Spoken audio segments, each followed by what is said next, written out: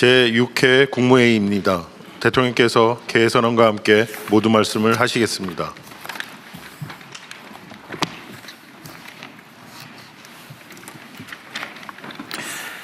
네, 제6회 국무회의를 시작하겠습니다.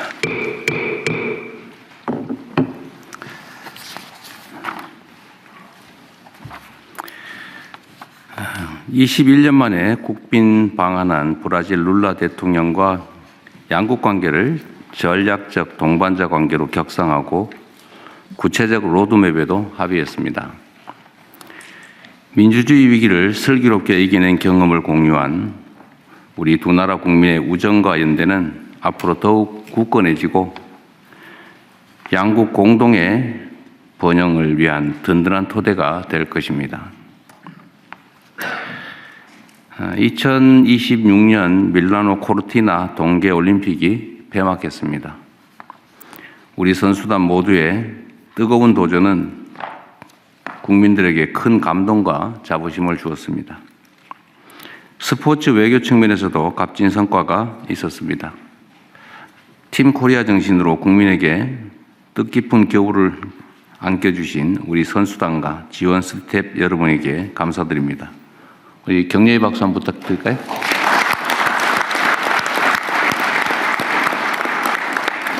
수고 많으셨습니다.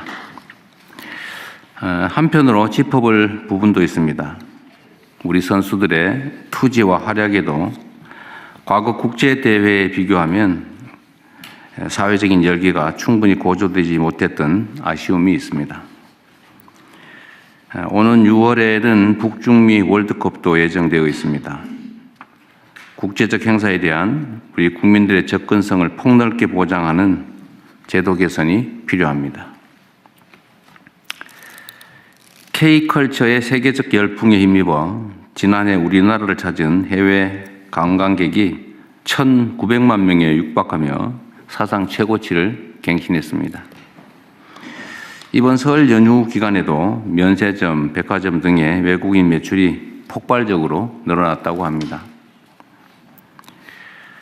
이런 흐름을 우리 관광산업의 질적 도약의 발판으로 삼아야 되겠습니다.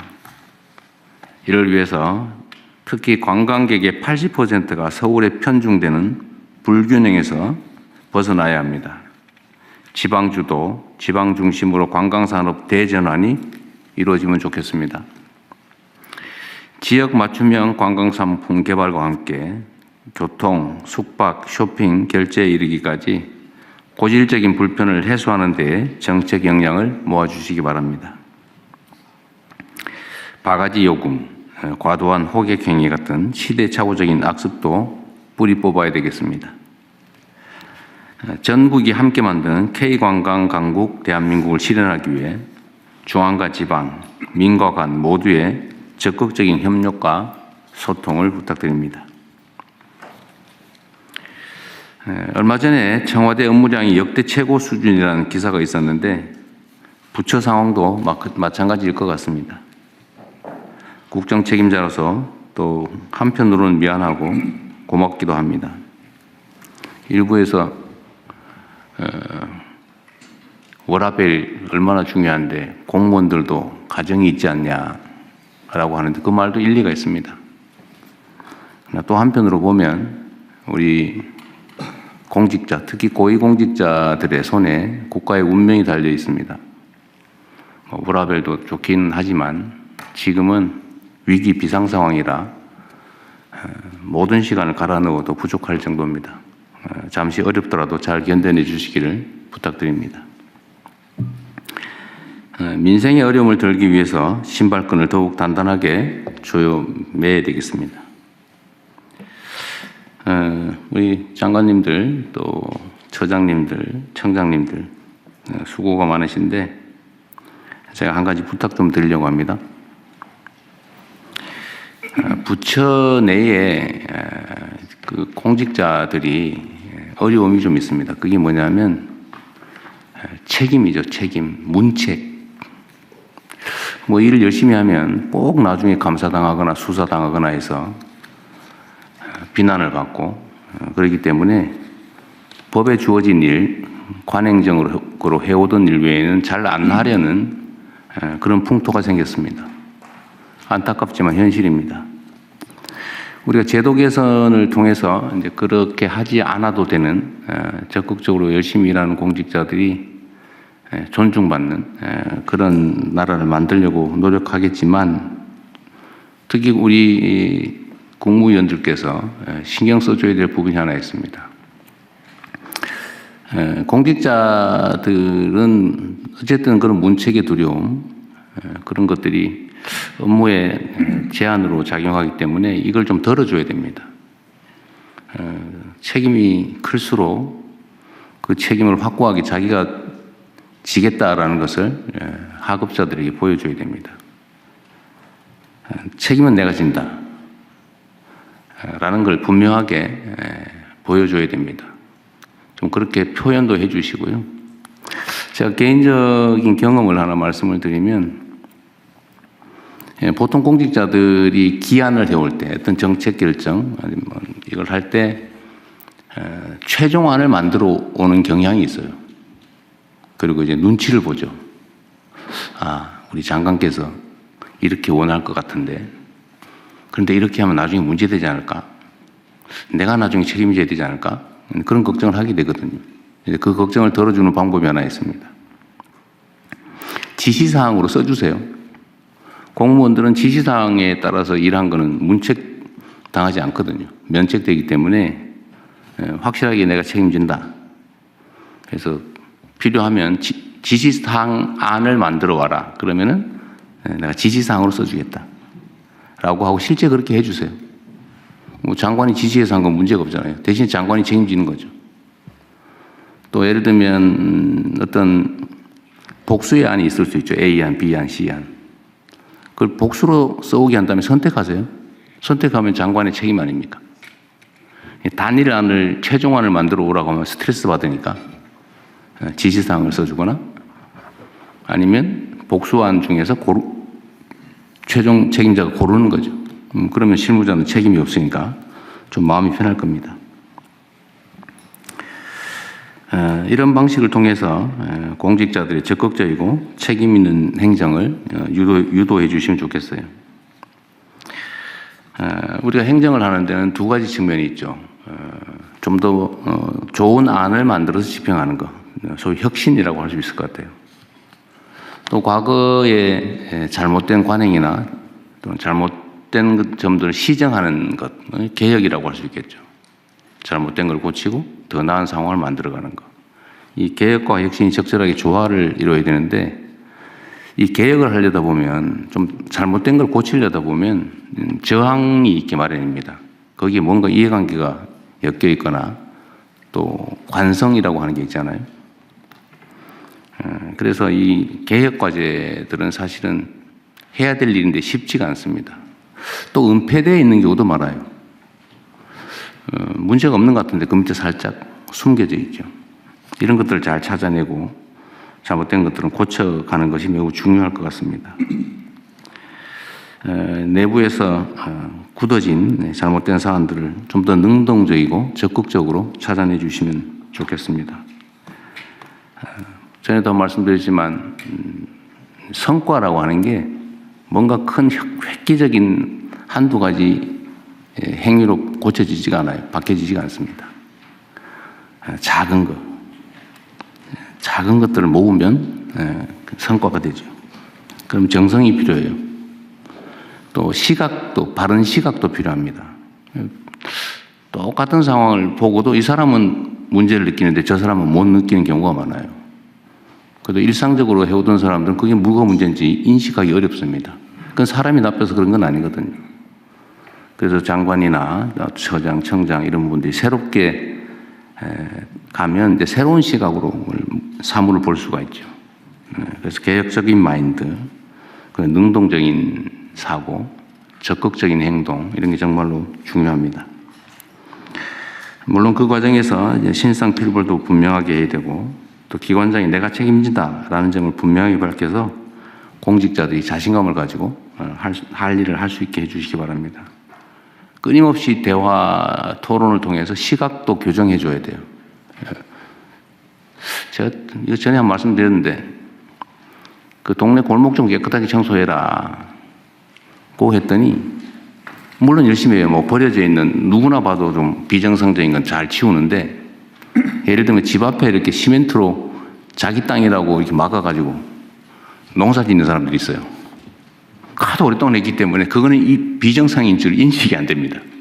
그래서 저는 가면 보이거든. 저기 왜 공공도로에다가 저 시멘트로 막아가지고 거기다 농사를 짓냐. 상치 키우고 고추 키우고 그런 것들이 있는데 기존의 공무원들은 그걸 인식을 못합니다. 그건 새로운 시각을 가진 사람이 지적을 해야 그때야 비로소 보이는 거죠. 예를 들면 그런 거니까 우리 부처청에서 하는 일들 중에 새로운 시각으로 보면 좀 고쳐야 될 게 꽤 많이 있습니다. 명백하게 잘못된 거는 잘 드러나지 않죠. 그런 것들은 당연히 고쳤을 테니까요. 드러나지 않는데 문제가 있는 것들이 많습니다. 좀 자세히 들여다보고 그래서 현장이 중요하죠. 수요자 중심의 마인드가 또 그래서 중요합니다. 우리가 주는 쪽에서 보는 거하고 받는 쪽에서 보는 거하고 다르죠. 그러면 끊임없이 새로운 시각을 가진 사람들하고 교류하고 토론하고 그럴 필요가 있습니다. 그리고 또 한 가지 앞으로 우리 국무회의를 좀 방향을 바꾸면 좋겠어요. 뭐 가급적이면 자유롭게 토론하자고 하지만 사실은 좀 꺼려지는 것도 있죠. 근데 이 자리는 우리 국민들께서 직접 지켜보시니까 뭐 각 부처에서도 행정과정을 잘 공개하고 있겠지만 이런 기회에 각 부처에서 하고 있는 일들 중에 우리 국민들께 뭐 자랑하거나 또는 보여드리고 드려야 될 일들을 가끔씩은 좀 의미 있는 것들은 제시하시는 것도 좋을 것 같습니다.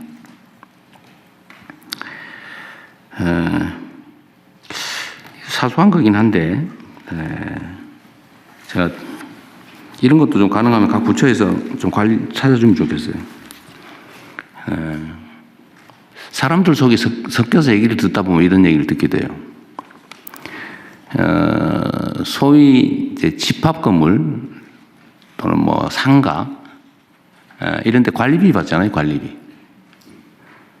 이게 꽤 오래된 건데 요새 이제 임대료의 제한이 있다 보니까 관리비를 올리는 경우도 있다고 해요. 근데 관리비를 올리면 안 되죠. 관리비라고 하는 것은 관리 비용을 나누는 건데 거기에 무슨 수수료니 뭐 이런 것들을 붙여가지고 바가지를 씌우거나 아니면 수도 요금이 100만 원밖에 안 나오는데 그 10개 그 지분을 가진 사람들한테 그 20만 원씩 받아가지고 200만 원 받은 다음에 100만 원 내고 100만 원 자기가 가지고 이러는 경우도 있습니다. 이게 상당히 많아요. 심지어 관리비 내역 안 보여줘요. 숨겨요. 그래서 이게 말이 안 되잖아요. 이거는 은폐되어 있지만 사실은 범죄 행위에 가깝죠. 기망일, 사기일 수도 있고 뭐 횡령일 수도 있고 하여튼 아주 나쁜 행위이지만 그 일상적으로 관리비는 더 받을 수도 있어. 옛날부터 그랬어. 이렇게 생각하는 경우가 있잖아요. 예를 들면 이런 거. 이게 사소해 보이긴 하지만 제가 이 얘기하면 아이고 저 대통령이 또 무슨 저런 사소한 일을 가지고 얘기하나 이럴 가능성도 없지는 않지만 그러나 이 문제 이해관계에 있는 사람이 전국적으로 수백만이 될 가능성이 있습니다. 이런 게 다 부조리죠. 이런 것들을 좀 찾아내서 정리해 주시면 좋겠습니다. 필요하면 제도 개혁도 좀 하고요. 여하튼 국무위원 여러분들 포함해서 우리 공직자들이 일이 너무 많아져서 힘들다고 합니다. 뭐 실제 힘들 거예요. 점점 더 힘들어지겠죠. 그러나 물리적으로 너무 힘들어진 상황이 되면 인력도 좀 보강할 필요는 있고요. 너무 그런데 인색하게 할 필요는 없습니다. 근데 정말로 중요한 거는 공무원이 힘들면 국민은 편합니다. 우리가 조금만 더 힘들어 또 잘 견뎌주시면 좋겠어요. 네, 이상입니다. 이후 회의는 국무총리께서 진행해 주시겠습니다. 네, 한두 가지만 말씀 먼저 드리겠습니다. 산불과 가축 질병이 동시다발적으로 연일 이어지고 있습니다. 어제는 함양 산불이었는데 오늘은 또 밀양 산불입니다. 각 부처가 특별히 긴장감을 갖고 대비해 주시고 국민 여러분들께서도 산불 방역에 대한 아주 기초적인 수칙을 잘 지켜주시기를 부탁드립니다. 신속하고 투명한 소통이 우리 정부의 방향인 것을 잘 아실 겁니다. 그렇지만 세금, 규제, 부담금 등 국민께 부담이 될 수 있는 사항은 반드시 신중한 논의를 거쳐서 준비되고 정제된 방식으로만 메시지가 나가야 된다는 점을 각 부처에서 특별히 유념해 주시기 바랍니다. 끝으로 가짜뉴스가 급증하고 있습니다. 정부 메시지에 대한 각종 보도나 온라인 흐름을 각 부처에서 24시간 모니터링하고 왜곡이 있는 경우에 즉각 바로잡는 노력도 해주시기 바랍니다. 현안 토의로 바로 들어가도 될까요? 산불이 왜 이리 많이 나는 거예요? 글쎄 지금 뭐 이게 계절상 건조한 것도 그렇고 강풍 때문에 그래서 지금 사실 우려를 하고 있는데 3월에는 예년의 경우에 더 난다고 합니다. 100헥타르 이상 대규모 산불이 작년의 경우에 하루에 그러니까 작은 것까지 하면 20여 건, 큰 것이 막 4-5건이 동시다발적인 경우도 있어서. 근데 지금 대통령님께서 사실은 우리 정부 들어선 이후에 헬기 투입 시간을 30분 정도 줄이는 조치를 하셨거든요. 그러니까 불이 났을 경우에 진압은 매우 빨라지고 피해는 줄어들었는데 작년 대비 올해 산불이 60%더 발생했다는데 그 이유가 대체 뭘까? 그러니까 이게 아니면 건조하고 바람 많이 기상 불고 문제와 관련이 있는 것 같습니다. 그래서 하여간 이거를 작년 대비 올해 갑자기 기상이 그렇게 나빠질 그러니까 것 같지 그걸 않거든요. 잘 모르겠습니다. 그래서 지금 좀 분석을 좀 해서 좀 가능한 방안이 뭔지 한번 찾아보시죠. 예. 대통령님, 지금 현재 상황은 일단 눈비가 굉장히 적었습니다. 이번 겨울에서 건조함이 심한 것이 가장 특징이고요. 그래서 저희들이 지금 평균 보면 일평균 8에서 10건 정도 발생을 하고 있는데 다행히 지금까지는 인명피해나 재산피해가 거의 없습니다. 그래서 진압을 빠르게 하고 하니까 그런 있고요. 건데. 그리고 지금 밀양 산불 경우에도 제가 들어오기 전에 본 것으로는 85% 진화가 되었습니다. 그래서 그리고 오늘 오후에는 또 기상 예보도 있고 해서 그 진화는 될 것으로 생각합니다만 저희들이 원인 분석을 1차적으로 좀 해봤습니다. 네. 그랬더니 1위가 화목 보일러에서 그 불꽃이 튀어서 바람이 부니까 이제 산 근처에 있는 민가에서 불이 나서 옮긴다. 그래서 어제 파악을 해보니까 3만 호 정도가 화목 보일러를 쓰고 있다고 합니다. 그래서 도의 농정국장들을 통해서 화목 보일러 보유하고 있는 마을들 찾아서 좀 관리를 부탁을 어제 드렸고요. 그리고 그 두 번째 원인은 이제 좀 떨어져 있지만 주택 건설 같은 거 할 적에 날씨가 추운 후에 불을 피우지 않습니까? 그 불꽃이 튀는 게 있고요. 세 번째가 그 영농 부산물 소각을 농촌에서 합니다. 그래서 이거는 작년에 비하면 많이 줄긴 했지만 저희도 이것도 좀 근절을 할 수 있도록 소각하지 말고 파쇄하도록 그렇게 안내를 하고 있습니다. 하여튼 화재 발생 건수가 계속 기하급수적으로 늘어나는 것 같아요. 저는 그 원인 제거를 좀 할 필요가 있을 것 같습니다. 하여간 말씀처럼 저희가 헬기 투입도 늘리고 특별히 인명에 대한 대피를 빨리 하는 것 쪽으로 정리해서 그건 줄었는데 그 원인 부분을 더 분석해서 발생 자체를 줄이도록 노력하겠습니다.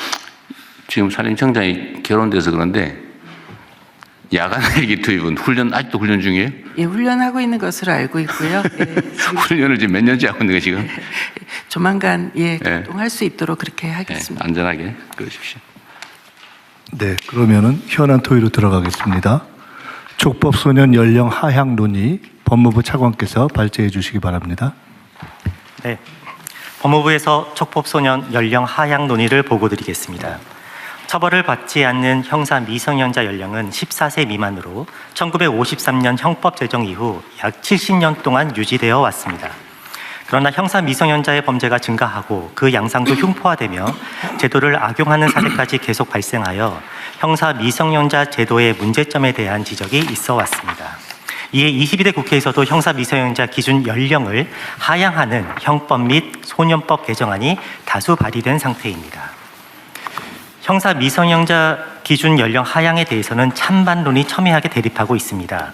찬성하는 입장에서는 형법 제정 이후 소년의 정신적, 신체적 성숙도가 높아졌고 범죄가 흉포화됐다는 것을 근거로 주장하며 반대 입장에서는 형사 미성년자에 대해 소년법상 보호 처분이 가능하고 수용기관에서의 범죄 학습, 부정적 낙인 효과가 발생하는 점 등을 주장하고 있습니다.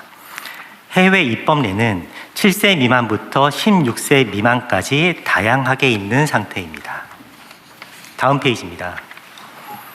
형사 미성년자 연령 하향 검토 시 고려해야 되는 사항들입니다. 첫 번째로 형사 미성년자 범행의 사건 수가 증가하고 죄질도 악화되고 있습니다.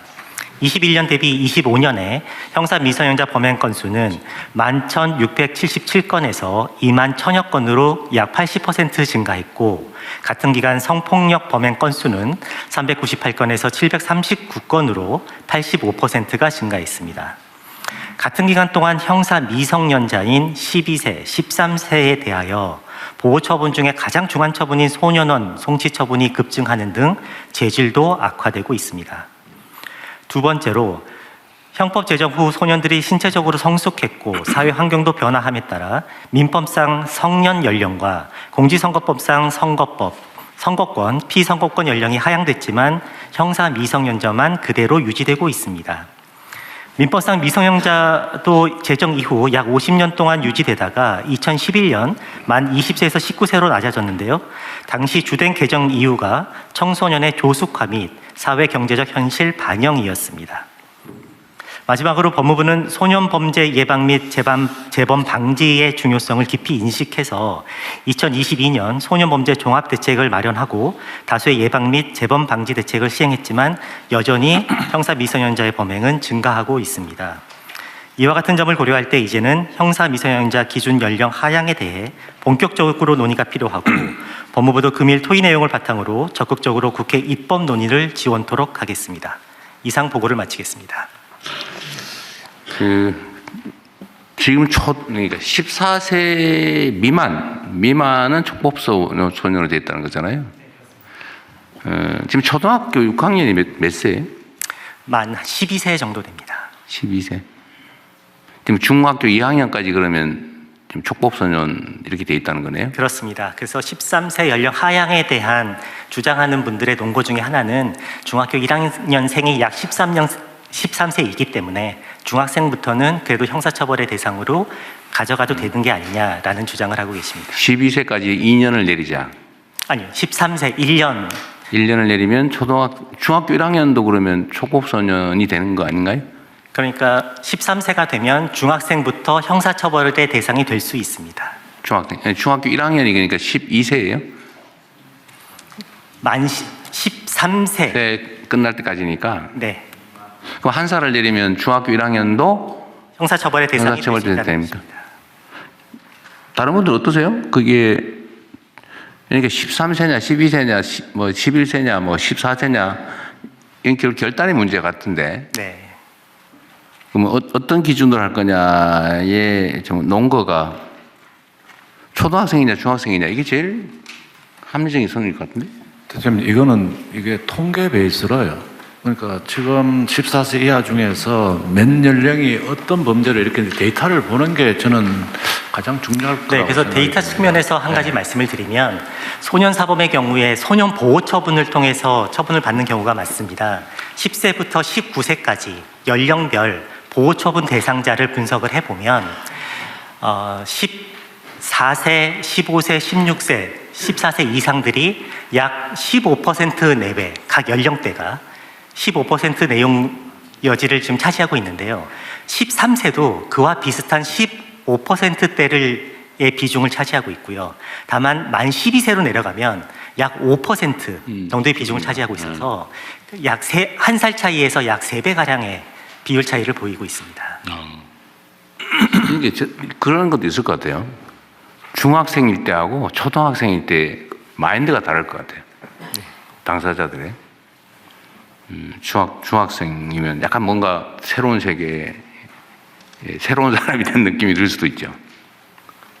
환경도 다르죠. 마인드와 환경이 다르죠. 국제적인 상황을 좀 살펴봤습니다. 그랬더니 OECD 회원국들은 12세부터 14세 정도, 그리고 각각 다 다릅니다. 그게 한 가지고, 최근에 각 나라들이 조금씩 늦추는, 그러니까 연령을 낮추는 추세에 있습니다. 그런데 한 가지 특이할 만한 것은 낮추더라도 꼭 그 형량으로만 다루려고 하지 않고 꼭 함께 그 선도, 보호, 복지 이런 것들을 함께 해서 해나가려고 하는 것이 눈에 띄었습니다. 그 선도 조치는 소년범에 대해서는 제일 중요하게 어쨌든 하고는 있는 거죠. 네, 그렇습니다. 현실적으로 어떤지는 약간 차치하고. 네. 근데 이게 결국은 뭐 누가 하더라도 결국은 감론들 막 갈 수밖에 없는데 결단을 해야 될 것 같은데요. 대통령님, 네. 저 성평등 가족부 장관입니다. 지난번 업무보고 때 안 그래도 촉법소년 연령 하향에 관한 그 논의가 있어서 사실은 전 법무부에서 관련해서 저희가 함께 좀 논의할 수 있는 기회가 있지 않을까 싶었는데 네, 네. 좀 늦게 저희가 토의 자료를 받아서 좀 준비가 늦었습니다만 사실 지난 업무보고 이후에 저희가 청소년과 소년 사건 전문가들과 1차 간담회를 가진 바 있습니다. 지난 22년에도 촉법소년 연령 하향 논의 이후에 사회적으로 잠시 논의가 진행이 되다가 중단된 바 있습니다. 그래서 제가 살펴봤던 지난 3년 동안 윤석열 정부에서 사실상 청소년들이 그 당시에 정부 정책에 대한 어떤 반대 입장을 표현했다고 하는 이유 등으로 과거 3년 동안 청소년 정책이 사실상 실종됐던 것으로 전문가들에게 확인했습니다. 사실 성평등 가족부가 성평등 가족 청소년부로 이름을 개명하자는 안이 여러 건 발의될 정도로 저희가 청소년 정책에 대한 총괄 부처입니다. 그런데 촉법소년 연령 하향과 관련해서 저희가 그동안 적극적으로 대처하지 못했다는 점에 대해서 담당 부처장으로서 굉장히 죄송하다는 말씀을 드리고, 제가 최근에 관련 자료를 찾다 보니까 특히 소년 사건 관련해서 그 아이 실패는 사회 실패라고는 이야기가 있습니다. 저희가 과연 우리가 이 연령 하향 문제를 이 자리에서 결정함에 있어서 사회 실패를 인정하기 위해 과연 우리가 아이를 정말 우리 사회가 소년들에게 안전하고 행복한 사회라고 하는 비전을 보여줬는지, 먼저 우리가 최선을 다했는지 저희가 먼저 점검해 봐야 된다는 생각을 했습니다. 그래서 저는 이 하향 논의 오늘 토의 이후에 한 상반기에 국민 공론화장을 통해서 전문가와 또 소년 사건 재판을 담당했던 재판 담당자들, 그리고 또 보호관찰소에 계신 분들, 여러 전문직에 있는 분들과 함께 저희가 심도 깊은 논의장이 열려야 되지 않을까, 그런 생각이 듭니다.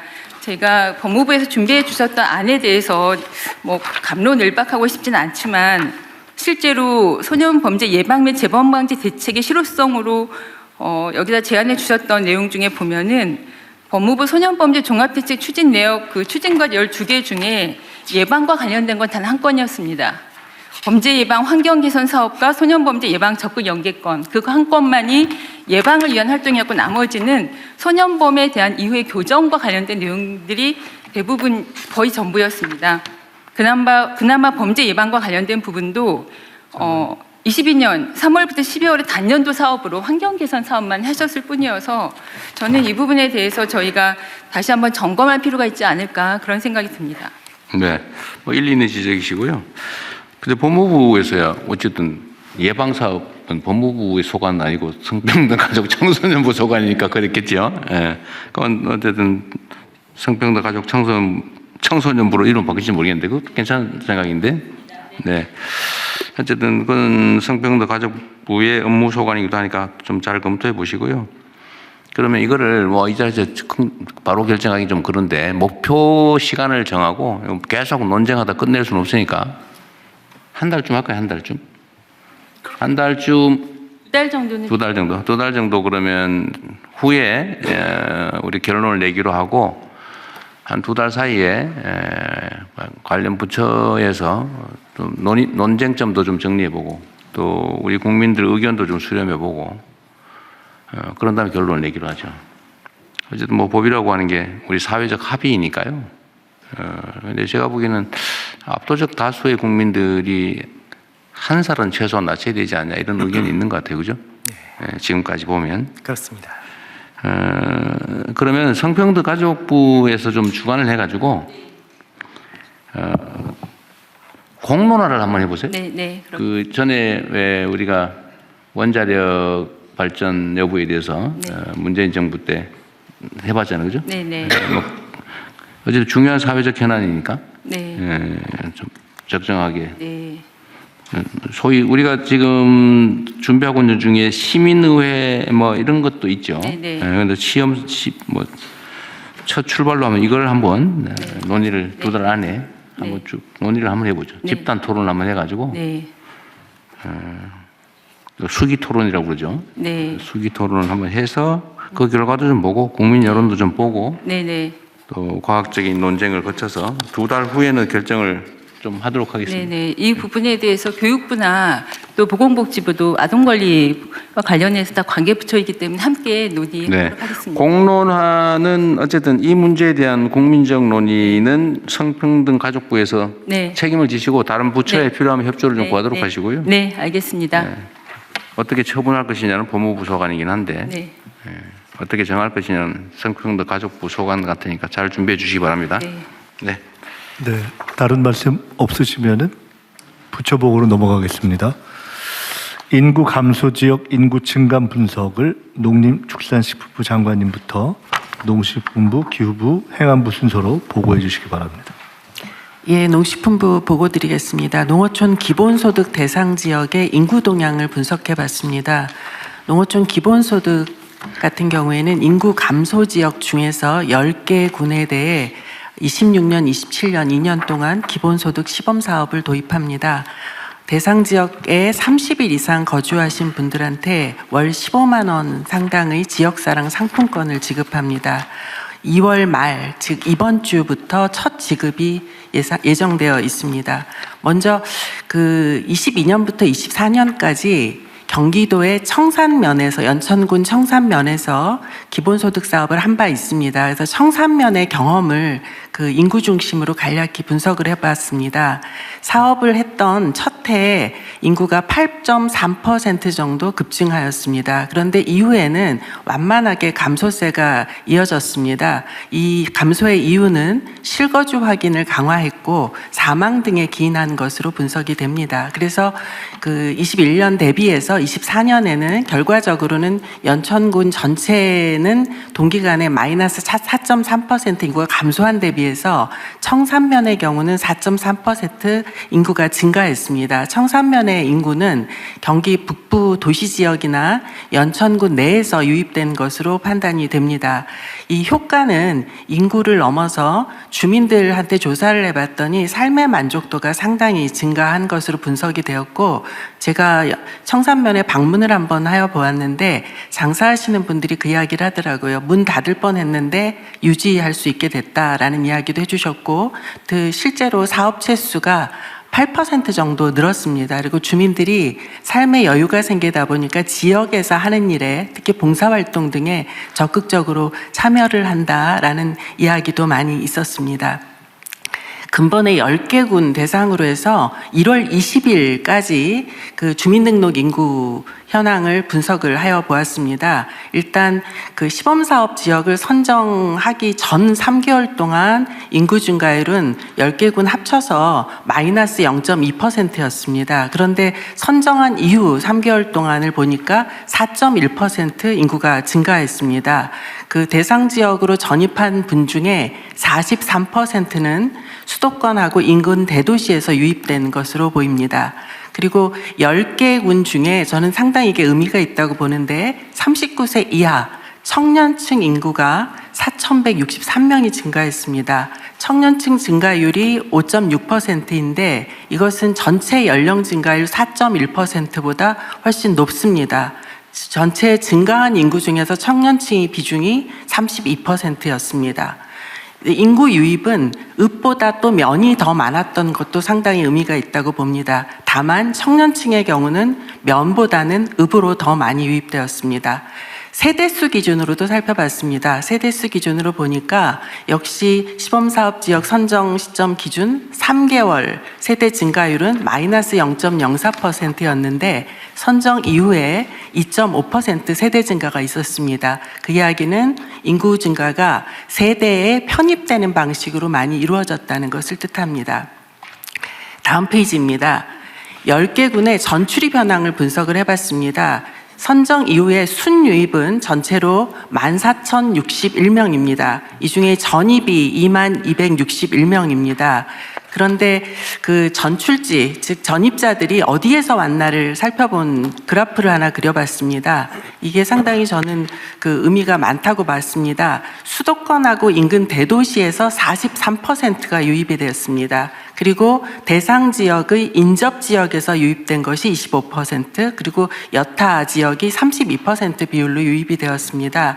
즉, 그 수도권에서 인구 유입이 된 것이 전체 10개 군 같은 경우에 평균적으로 보면 4명 중 1명꼴입니다. 그런데 연천군은 수도권에 자리하고 있어서 워낙 수도권 유입 비율이 많기 때문에 연천군을 제외하고 9개 군 중심으로 보면 5명 중 1명꼴은 수도권에서 유입됐다, 이렇게 볼 수가 있습니다. 그래서 기본소득 사업이라는 것이 대상 지역에 그냥 뭐 돈을 나눠준다 이런 시각을 가진 분도 계시지만 이거는 전체적으로 보면 그 인구 분산 효과도 가질 수 있다라는 가능성을 보입니다. 특히 그 인근 대도시 등에서 그 이주를 많이 한 지역이 분포가 조금씩 다른데 신안 같은 경우에는 인접 지역에서 이주를 한 경우가 많고 순창, 옥천, 곡성, 장수 같은 경우에는 주로 인근의 대도시에서 많이 이주를 합니다.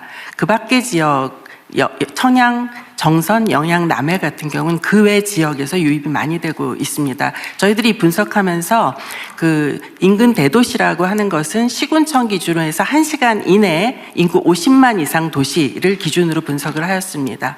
전입된 사유도 흥미가 있습니다. 최근에 10년간 전국에서 전입 사유를 조사를 해보면 주택이 차지하는 비중이 가장 높습니다. 38% 됩니다. 그런데 시범지역 10개 군 같은 경우에는 왜 이주했느냐라는 질문에 대해서 37%가 가족 그리고 직업의 순서로 선택을 하였습니다. 이야기는 가족이라는 것은 이제 세대 편입을 어느 정도 나타낸다고 볼 수 있고 직업 같은 경우에는 조심스럽지만 청년층 비중이 높고 직업을 선택한 걸로 봐서 창업이나 취업 등이 이루어질 가능성이 상당히 있다고 봅니다. 다만 지금 주민등록 통계상에는 이걸 명확히 규명할 수가 없기 때문에 저희가 이후에는 구체적인 설문조사를 진행하겠습니다. 인구 분석 이외에 저희들이 지금까지 나타난 좀 변화를 몇 가지 봤는데 저는 이게 지역 활성화에 상당히 기여할 수 있는 대목이 많이 관찰됐다고 봅니다. 남해군 같은 경우에는 주민들이 빈 점포에서 시금치 등을 비롯해서 반찬 가게를 조성을 새로 한다거나 순창군에서는 옷가게나 분식점이 새로 개업을 했습니다. 그리고 신안군에는 전자제품 판매점이 문을 열었습니다. 청양군에는 아이스크림집이 문을 열었습니다. 이런 방식으로 굉장히 지역의 어떤 활력 이런 것들을 새롭게 기대하는 그런 활동들이 많이 나타나고 있습니다. 이후 계획입니다. 저희들은 이 10개 기본소득 대상 지역 중심으로 해서 청년들이 창업할 수 있도록 좀 이 부분에 대해서 홍보를 많이 하려고 하고 지역에서 활동하는 사회연대 경제 조직이 이동장터나 천원택시 등과 같은 이 지역에 맞는 사업들을 좀 할 수 있도록 집중적으로 지원하려고 합니다. 그리고 우수한 모델의 경우에는 적극적으로 발굴하고 그것을 다른 지역에도 확장될 수 있도록 홍보하려고 합니다. 그 동시에 위장전이 걱정하시는 분들이 많기 때문에 이 부분들에 대해서는 주민들하고 함께 관리를 철저히 하도록 하겠습니다. 그리고 본사업화 하기 위해서 저희들이 입법 준비하는 것 이외에도 경제인문사회연구회와 함께 그 시범사업을 한 지역과 안 한 지역 그리고 그 유사한 지역 간의 어떤 비교 그리고 이전과 이후 이런 방식으로 해서 다양한 분야의 평가를 추진을 동시에 하도록 하겠습니다. 이상입니다. 재밌네요. 일단은 몇 가지만 질문 한번 해보고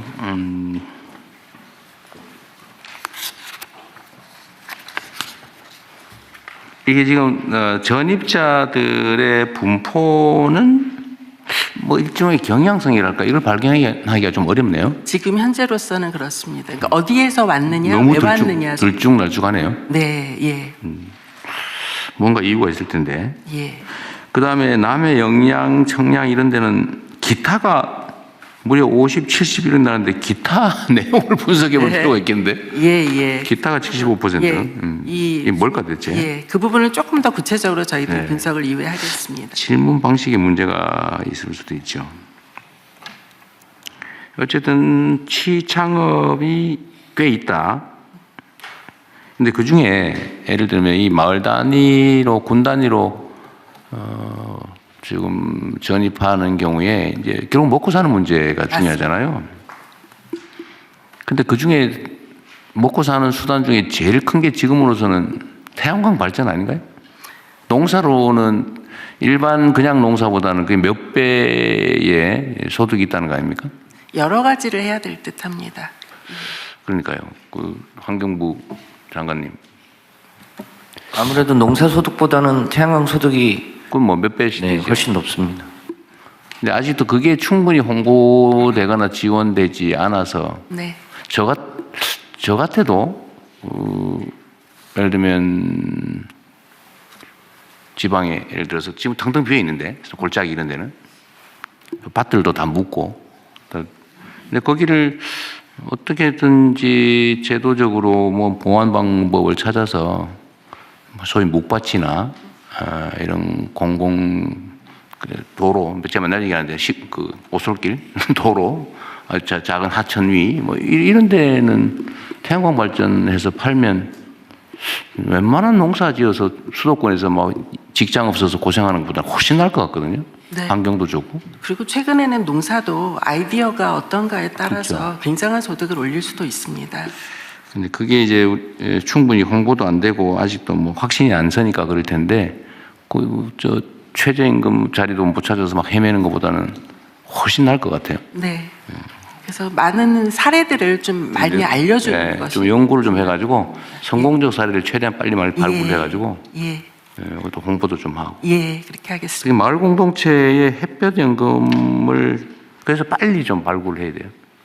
네, 추진단 만들어서 네. 마을 공모를 하기 시작했습니다. 그리고 제가 어디서 보니까 영양군은 15만 원이 아니라 자체 군 예산으로 5만 원을 대해서 예. 월 20만 원씩 하기로 맞습니다. 했다 하더라고요. 예, 그 동네는 뭐 보도에도 많이 나오던데 네, 동네에 완전히 활기가 돈다고. 그 영양이 경북에서도 아주 오지 중에 오지인데 네, 그것도 보면 상당히 효과가 있어 보이기도 해요. 그렇습니다. 그 무주군은 이게 이제 선정에서 떨어져 가지고 자체적으로 하겠다 이래 가지고 예, 연 80만 원? 맞습니다. 네, 군 예산 자체 사업을 네. 하겠다 지금 이런다는 예. 것 같아요. 그 이렇게 열성적인 데는 뭔 수를 좀 내 가지고 네, 지원 대상을 좀 추가하는 걸 검토를 해보시죠. 네, 그렇게 하겠습니다. 뭐 우리가 추경을 언제 하게 될지 모르겠는데 뭐 그럴 경우에는 이렇게 열성 있는 군 단위에는 네, 억울할 것 같아요. 네, 떨어져가지고. 그리고 지방 단위로 우리 지원을 지금 똑같이 하고 있는데 예, 우리가 뭐 정한 원칙이 있잖아요. 수도권에서 또 대도시에서 멀수록 지원을 늘린다. 네, 그것도 좀 보완을 할 필요가 있을 것 같습니다. 알겠습니다. 네, 멀리 있는 데는 중앙정부 지원도 늘리고 수혜 액수도 늘리고 좀 그것도 한번 길게 봐서 하면 좋겠고요. 청산면은 원래 제가 경기도 있을 때 목표가 5년을 해보고 연구를 해서 그 결과를 가지고 좀 확대하려고 했는데 아마 경기도에서 이거 연구하고 있는 기구가 있을 것 같아요. 있습니다. 있을 거예요. 예, 예. 예, 거기 연구 결과도 한번 보시면 좋을 것 같아요. 예, 그렇게 하겠습니다. 하여튼 이게 지금 최근에 인공지능이 이제 활성화되고 특히 이제 휴머노이드, 인간 유형의 로봇, 인공지능을 장착한 사람 모양의 로봇. 이게 지금 생산 현장에 직접 투입되는 상황이 왔는데 이 경향성은 앞으로 더 심화될 거고, 그러면 일자리 문제는 점점 심각해질 거고, 양극화도 더 악화될 텐데, 하여튼 이 소위 기본소득에 대한 사회적인 합의나 동의나 공감이나 이런 게 많이 올라가는 것 같아요. 이 기본소득에 대한 그 주무부처는 어디예요? 만약에 한다면? 농어촌 기본소득은 네, 지금 농식품부에서 예. 하고 있고, 농촌이니까. 근데 일반적으로 지금 당장 어렵지만 길게 봐서 예, 일반적으로 이제 시행이 되면 행안부에서 행안부 담당을 소관이? 해야 될 것으로 보고 있습니다. 행안부가 맞는 게 맞을까? 지방정부, 지방행정 차원에서 그렇게 한다는 것 네, 같은데. 그리고 지방 재정하고 예, 그러니까 예를 들면 어떤 특정 지방에 관한 건 그런데 길게 봤을 때 기본소득은 전 국민 대상의 논쟁거리라서 행안부가 맞는 게 맞나? 어디가? 재경부나 기획예산처가 하는 게 맞을 것 같습니다. 재경부나 기획예산처가 하면 안 되는 쪽으로 갈 가능성이. 되는 쪽으로. 행안부는 적극적으로 복지부 합니다. 예, 복지부 급도 높고 원래는 복지부 소관일 쪽에서 하는 것 것이 같아요. 기본적으로는 좋을 것 같습니다. 예, 예. 그리고 이제 그 지방과 이런 재정 이런 쪽에서 기술적으로 도와주고 그렇죠. 그러는데 서포트하고. 전체 우리 그 안전망 내에서 그렇죠. 이건 뭐 그래서 복지부 쪽이 기본적으로는 주무부처가 되는 것이 새로운 유형의 사회 안전망이라고 볼 수 있으니까 복지부가 하는 게 맞을 것 같네요. 기존의 소득 안정망하고 연계해서 네. 크게 개편 방안을 만드는 게 네. 필요할 거라고 생각해서요. 복지부에서 그 국민 기본소득은 뭐 지금 당장은 재정적인 문제나 또 사회적 합의가 좀 낮아서 쉽지 않을 것 같고, 그러나 길게는 준비를 해야 되거든요. 기존의 사회복지제도하고의 개편도 네, 같이 네, 검토해야 네, 네. 돼서요. 여러 부처하고 그래서 협력. 거기는 뭐 연구단을 하나 만들든지 네네. 그래서 좀 길게 보고 좀 대비를 해야 될 것 같습니다. 대통령이 그 기본사회위원회가 그 3월에 있죠. 발족을 할 예정입니다. 뭐 거기는 이제 정책 연구할 거고, 네네. 실무 준비는 어쨌든 부처에서 해야 되니까 그 부처의 주관은 복지부가 맞을 것 같네요. 행안부도 열심히 준비해 주세요. 지방등부 차원에서 하는 거는 예, 기본사회위원회 지원해야 되니까. 예. 그리고 아직 약간 섣부리긴 한데 이 농어촌 기본소득은 뭐 아직은 시행한 지 몇 달 안 돼서 초기이긴 하지만 예측컨대는 상당한 효과가 있을 거고 또 확대해야 되고 시스템으로 좀 갖춰야 되는데 지금 이제 시범은 2년 한다고 지금 얘기한 거예요?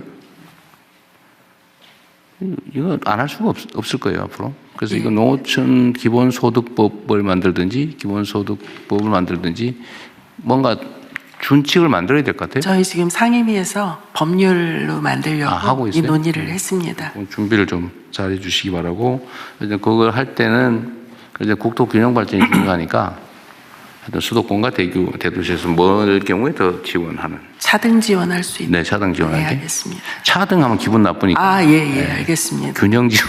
균형 지원할 수 있도록 하겠습니다. 네. 다른 분들 의견 있으면 말씀하십시오. 기본소득 대통령이 말씀하십시오. 네, 기본소득은 그 보편적 차원에서는 복지부가 있고 또 지금 특화된 형태로는 농어촌 기본소득이 있듯이 문화예술인 쪽도 맞아요. 문화예술인 기본소득도 사실은 해야 될 일인데요. 네, 기본소득을 받으면 그 시간에 문화예술인들은 어쨌든 창작 활동을 할 수 있기 그렇죠. 때문에 또 다른 개념으로 좀 접근할 수 있고요. 네. 이렇게 분야별로도 또 그것도 기본소득 관점을 한번 볼 필요가 있을 것 같습니다. 원래 우리 예산에 예술인 기본소득 개념으로 일정한 자격을 갖추면 일정액을 그냥 지원하는 그 일부 예산은 있죠. 네, 있습니다. 그리고 얼마 올해부터는 정도예요? 또 청년 쪽은 또 따로 또 예산을 편성해서 이런 생활의 불편함에 따라서 이렇게 예술 활동에 집중할 수 없는 친구들을 한 3,000명 정도 이렇게 지원해 주는 그런 제도도 있고요. 3,000명은 너무 적은데 그죠? 우리 등록 예술인이 7만 명이라 했나요? 아니요, 한 25만 명 정도 되는데 25만 명. 예술활동 증명 제도 자체도 약간 좀 허점이 있고 문제가 있어서 지금 다시 한번 살펴보고 있습니다. 어쨌든 그 사업을 시행하면 예술인 등록한 사람이 많이 늘긴 하겠죠. 맞습니다. 그래서 조금 더 신뢰도를 높일 수 있는 작업들을 해야 됩니다. 어쨌든 문화예술이라고 하는 게 그게 개인의 취미 활동이기도 하지만 그걸 넘어서서 사실은 사회적인 기여가 상당히 큰 일이잖아요. 그죠? 네, 공동체에 기여할 수 있는 일입니다. 그리고 이게 그런 면이 있는 거죠. 예를 들면 이게 수익을 위한 일, 예를 들면 이익을 얻기 위한, 수입을 얻기 위한 일을 하고 자기 성취를 위한 일, 그게 사회적으로 필요한 일인 경우, 이 경우에는 사실은 사회적 지원이 필요하죠. 그게 이제 문화예술인 기본소득 같은 거에 해당이 될 것 같습니다. 네, 맞습니다. 전에는 제가 이런 얘기하면 좀 미쳤다, 뭐 이런 소리 많이 들었는데 요새는 이런 얘기해도 별로 그런 소리 안 하더라고요. 많이 세상이 변한 것 같습니다. 네, 그렇게 지금 몇 가지 시범적으로 하고 있는 제도들이 성과를 거두고 있기 때문에 네. 조금씩 일상적으로 이제 받아들여지고 있는 네, 문화예술 분야는 제가 자주 얘기하는데 이게 지금 토대가 좀 막 붕괴되고 있는 느낌이 들어요. 이건 또 문화체육관광부에서 각별히 좀 더 관심 갖고 주력해야 될 것 같습니다. 네. 좀 아래가 썩으면 큰일 나잖아요. 지금 위험한 상태죠. 네, 준비하도록 하겠습니다. 요 같은 주제로 지금 기후부하고 행안부 보고까지가 또 있습니다. 또 있어요? 네, 네. 그래서 잠깐만요. 기후부 넘어가기 전에 행안부 장관님, 농림부 한 가지만 말씀드릴게요. 이거 지금 보면 짧은 기간의 경험으로 총괄해 보면 인구가 한 4% 정도 늘은 것 같다. 예. 그런데 그 중에 25%가 수도권에서 온 것 같고 75%는 인근 대도시 또는 인근 지역이다. 인근 지역 또는 인근 대도시에 오는 것을 꼭 나쁘다고 하거나 의미가 효과가 적다고 말할 수는 없으나 없습니다. 네. 그러나 크게 보면은 수도권으로부터의 이전 효과를 높여가는 것이 맞을 가능성이 있죠. 왜냐하면 인근 대도시나 인근 지역 자체도 경우에 따라서는 줄거나 정체되어 있는 지역일 가능성이 있기 때문에 예. 그래서 그것을 어떻게 높일 건가를 좀 검토하시고 예. 그거를 높이면서 할 일을 만들어주는 방향으로 가야 되고 예. 우리가 수도권에서 멀수록 배려한다는 원칙을 지킨다면 네. 원격 이전을 더 배려하는 것도 사실은 고민을 좀 해봐야 될 대목 아닌가 싶어서 예. 서울에서 간 사람은 더 지원해 준다. 이거 고민을 그것도 해야 고민해 될 볼 가능성이 만한 있어요. 그래서 왜냐하면 정책의 근본 목표는 수도권에서 지방으로 인구 옮기는 분산. 건데 바로 옆 동네에서 조금 어려운 사람 옮긴다. 그러니까 그것도 의미는 있지만 조금 예. 한번 고민. 지방의 대도시에서 시군으로, 시군의 읍에서 면으로 이것도 대단히 그건 중요한 의미가 흐름이에요. 있죠. 예. 네, 의미가 있죠. 그래서 제가 의미는 있다고 말씀드렸죠. 예. 의미가 있는 걸 조금 더 강조해 알겠습니다, 보시면 좋을 것 좀. 같고요. 네. 기후부하고 행안부 이어서 말씀 주십시오. 네, 아니요, 아까 행안부 장관 하실 얘기 있다고 그러는데. 행안부가 기후부 다음에 자, 있어요. 네. 그러십시오. 네. 네, 기부 장관입니다. 햇빛연금을 가장 적극적으로 하고 있는 신안군의 인구 증감 사례에 대해서 보고드리도록 하겠습니다. 이거 기후부라고 하면 에너지 관련된 분들이 기후 에너지 기후 환경부에서 에너지 보고드리겠습니다. 기예부. 기후부 아니고. 네. 기후 에너지 환경부에서 보고드립니다. 신안군이 2018년부터 조례를 만들어서 재생에너지 발전 사업을 할 경우에는 주민 참여를 의무화하고 이익을 주민들에게 나눠주는 제도를 본격적으로 시행을 했습니다. 현재 그 수혜 인원이 전체 인구 약 4만 명인데 그중에 15,000명 정도가 수혜를 보고 있고요. 적게는 23만 원에서 많게는 한 200만 원 이상의 이 햇빛연금 지원을 받고 있습니다. 평균 56만 원 정도를 받고 있는 게 현재 신안군의 사례입니다. 본격적으로 21년부터 햇빛연금이 지급되기 시작했고요. 23년부터는 햇빛 아동수당도 지원하기 시작을 했습니다. 그래서 22년부터 인구 변동 추이를 그 아래 표처럼 보여드리는데요. 신안군 내에서도 이 햇빛연금 사업을 하고 있는 읍면이 4개 곳인데 이곳의 인구는 22년부터 25년 상반기까지 16%가 늘었고요. 그것을 하고 있지 않은 지역이 5%가 줄어서 평균하면 대략 한 3% 정도가 늘어난 상황입니다. 25년 상반기로 한 이유는 이 농어촌 기본소득이 시행이 되면서 그 외에 또 인구 전입 효과가 있어서 25년 상반기까지로 구분해서 봤습니다. 전체적으로는 1,000명, 대상 읍면만 놓고 보면 약 2,300명 정도가 늘어난 것으로 보여집니다. 다음 쪽입니다. 잘 아시겠지만 농어촌은 사망 인구가 워낙 많은데 그 사망 인구까지를 고려해 본다면 햇빛 연금 조례로 인한 인구 증가는 굉장히 뚜렷해 보입니다. 특히 40세 이하는 전입한 날로부터 이제 참여 자격을 주고요. 또 50세까지는 전입 신고한 날로부터 50%, 1년 후부터 100%를 주고 50세 이후는 2년이 지난 이후부터 이 소득을 줄 수 있도록 그렇게 설계되어 있어서 청년층의 인구 유입이 비교적 높은 편입니다. 전체적으로 보면 이것도 비슷한데요. 대개 전라권에서 70에서 79% 정도가 유입이 되고 수도권의 유입 인구는 17% 정도에 머무르고 있는 상황입니다. 이 사례, 신안군 사례를 볼 때 저희가 올해부터 본격적으로 전국의 38,000개 리를 대상으로 햇빛 소득 마을 사업을 본격적으로 추진하면 이 신안군과 같은 사례가 전국적으로 확산될 수 있을 거라고 판단합니다. 이 햇빛 소득 마을이 2월 13일 날 출범을 해서 상반기 중에 그 관련 마을을 지정을 하고 빠르면 하반기부터 준공을 해서 소득을 지역 공동체 단위로 나눠줄 수 있을 것으로 보여집니다. 그러면 주로 이런 지역이 대체로 인구 소멸 지역인 경우가 많기 때문에 리 단위로 햇빛 소득 마을 추진이 인구 유입 효과에도 매우 긍정적인 효과를 보일 것으로 판단됩니다. 이 행안부 또 농림부와 함께 기후부가 주도적으로 햇빛 소득 마을을 통해서 지방으로의 인구 유입을 높일 수 있도록 최선을 다하겠습니다. 이상입니다. 하여튼 여기 제일 중요한 거는 기후에너지부가 네. 송전망을 신속하게 깔아주는 게 네, 그래서 지난주에 이게 이제 배전단 단위로 붙는 건데요. 기존에는 대규모 화력발전, 대규모 원전 이런 쪽에서 일방적으로 송전하고 배전하는 방식이었는데요. 지금은 배전단 단위에서 주로 태양광이 달라붙습니다. 그래서 송전 방식이 근본적으로 변화해야 되고요. 그런 것은 이제 그 배전단 단위 ESS를 중간중간에 붙이면 기존의 대규모 송전망을 깔지 않더라도 햇빛 소득 마을을 붙일 수 있습니다. 네. 그래서 그런 방식으로 전환하면 실제로 성과를 많이 내야 된다고 말이죠. 이게 지금 어쨌든 전남 쪽은 추가의 발전 허가를 내줄 수 없는 상황이라는 거잖아요. 네, 거기에 이제 ESS를 붙여서 하면 뭐 전남북 제주도 충분히 참여할 수 있다고 판단합니다. ESS의 소위 저장 효율? 네. 저장 효율이 얼마 정도 된다 그랬어요? 요즘은 이제 대체로 4시간 기준의 ESS를 붙이는데요. 최근에 값이 이 전년 대비 한 40% 정도 떨어져서 1기가 기준으로 굉장히 값이 떨어져서요.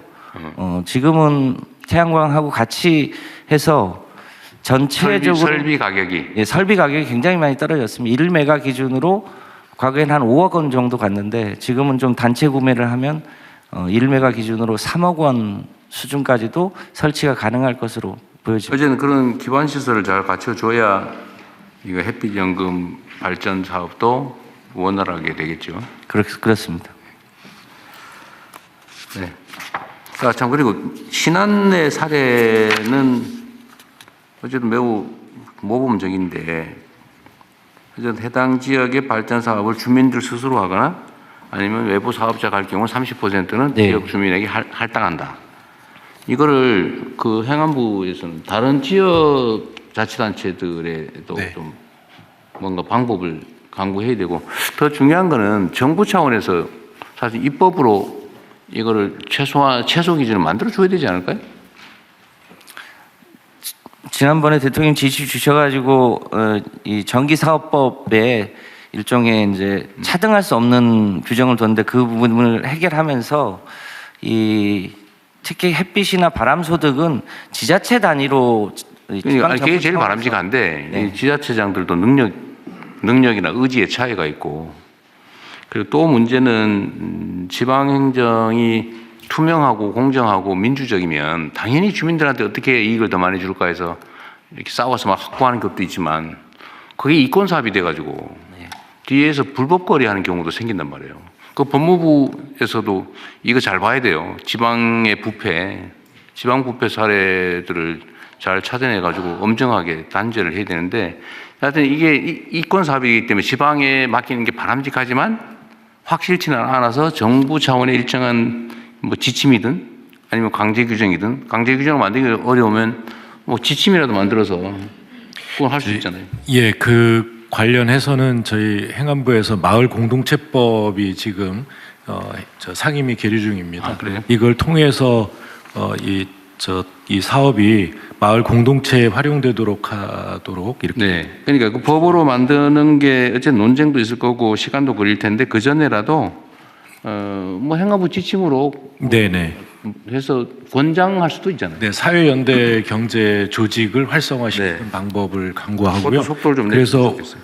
올해 기후에너지부는 올해 안에 500개 정도의 에너지 올해 안에 500개, 그거 500개 가지고 누구 코에 붙입니까? 아니요, 그러니까요. 이게 앞으로 5년간 하겠다고 하니까요. 그리고 500개가 그 고정되어 있는 게 아니라 이게 이제 1메가와트 기준이거든요. 네. 이게 이제 그보다 작은 것이 있을 수 있어서 뭐 한 700개까지는 할 수 있지 않을까. 네. 아까 저기 농식품부 저기 신한은 예. 연말에 신한은 이거 햇빛연금 말고 농어촌 기본소득도 추가로 하는 거잖아요. 그 이후로 인구가 더 많이 늘었어요. 더 많이 늘었겠죠. 작년 연말에 지금 한 저희가 조사한 거에 늘었으니까 하면 얼마 늘었어요? 그 2,957명이 늘었습니다. 3개월 사이. 3개월 사이에. 최근 기본소득 연말에? 발표 난 다음에 2,900명이면 몇 프로가 늘어난 거예요? 2,957%, 7.6% 늘어난 겁니다. 신안군 원래 인구가 38,930명이었습니다. 근데 그 전에는 사실은 마이너스 0.1% 감소되고 있었습니다. 직전 3개월 보면 전체로 보면. 근데 기본소득 선정되고 나서 2,957명이 늘었습니다. 7.6%. 그러니까 신한은 지금 현재 상태로도 이제 햇빛연금을 평균 50몇만을 받는데 기초형 아니지 농촌 기본소득을 예, 180만 원을 받으면은 1인당 230만 원을 받는다는 얘기가 되잖아요. 이제 그건 계속 늘어날 거고. 근데 아마 햇빛소득 마을로 그러니까 햇빛소득 받는 읍면이 전체가 다가 아니고 제한적인데 평균적으로 50만 원, 전체 평균 50몇만 원이라니까 그것도 적은 돈은 아니죠 사실. 그럼요. 네. 대통령이 아까 걱정하셨던 것 관련해서요. 결국은 햇볕소득 마을은 한전이 송전망에 붙여주는 게 있어야 그게 가능합니다. 근데 기존에는 어떻게 했냐면 먼저 신청하는 사람에게 우선권을 줬는데 앞으로는 이거는 대규모 송전은 그게 가능한데요. 원전이나 화력이니까요. 이 햇빛소득은 우선 신청한다고 그것이 가장 효과적이라는 법이 없어서 일단 신청을 받고 신청받은 범위 내에서 여러 가지 요소들을 감안해서 그 접속을 해주는 걸로 한전의 접속 이 지침을 바꿀 예정으로 그렇게 하면 이 공동체성이나 이런 여러 가지 뭐랄까 특혜 소지가 있는 것들은 좀 걸러낼 수 있을 거로 보여집니다. 바꿀 예정이라는 말씀은 다음에는 바꿨다 이렇게 바꿨다고 보고하겠습니다. 보고하기 좀 빠르게 되기를 바랍니다. 네.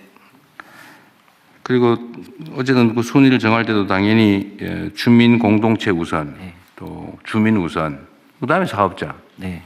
대규모라면 그건 별도의 정책 판단의 문제고, 아주 소규모 발전의 경우 그렇게 하는 게 맞겠죠, 그죠? 네, 그렇게 하겠습니다. 그리고 예를 들면 똑같은 조건이다, 민간 사업자다라고 할 경우에도 마을 주민 지분이 있는 건 우선.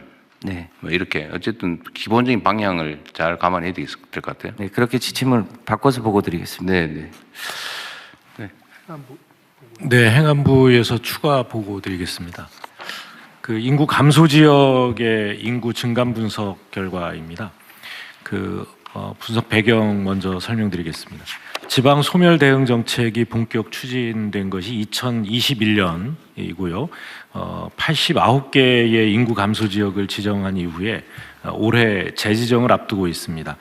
인구가 증가한 인구 감소 지역의 인구 이동 현황을 분석하고 농어촌 기본소득 등 주요 정책의 성과를 파악해 요약해서 분석 결과를 말씀드리겠습니다. 총괄적인 인구 동향 먼저 말씀드립니다. 21년 인구 감소 지역 지정 이후에 4년간 인구 감소 지역의 총 인구는 4.3% 감소했습니다만 이것은 같은 기간 국가 전체 인구가 1% 감소한 것과 비교하면 비교적 감소율이 높습니다. 다만 그래프에서 나타나다시피 지정 이전 4년간과 비교하면 감소 추세가 완화되었다는 것을 알 수 있습니다. 특히 2025년은 전년도 대비 변화율이 0.6%포인트 상승했습니다. 그만큼 감소 추세가 완화됐다는 말씀입니다.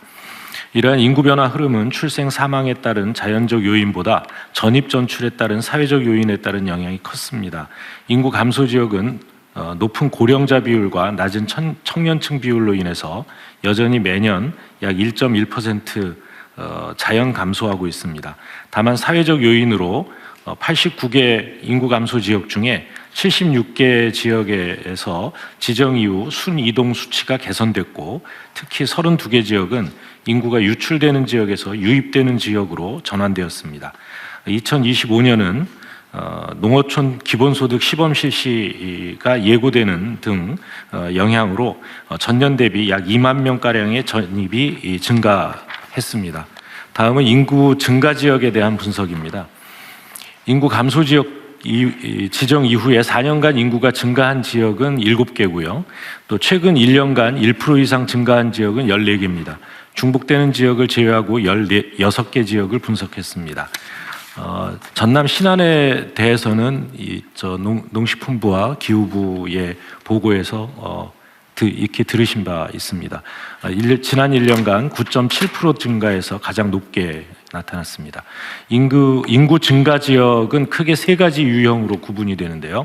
첫째는 감소 추세가 지속되다가 농어촌 기본소득 도입으로 반전된 사례입니다. 정선군과 장수군이 해당됩니다. 둘째는 중앙정부와 지방정부의 인구 감소 정책 추진으로 인구가 증가한 사례입니다. 영광군과 신안군 등입니다. 셋째는 산업단지, 택지개발 등 인구 감소 대응 정책 이외의 요인으로 증가한 사례인데요. 장성군과 예산군이 해당됩니다. 인구 감소 지역 중 인구가 늘어난 지역의 전입자 연령대는 20대와 50대 비중이 높았습니다.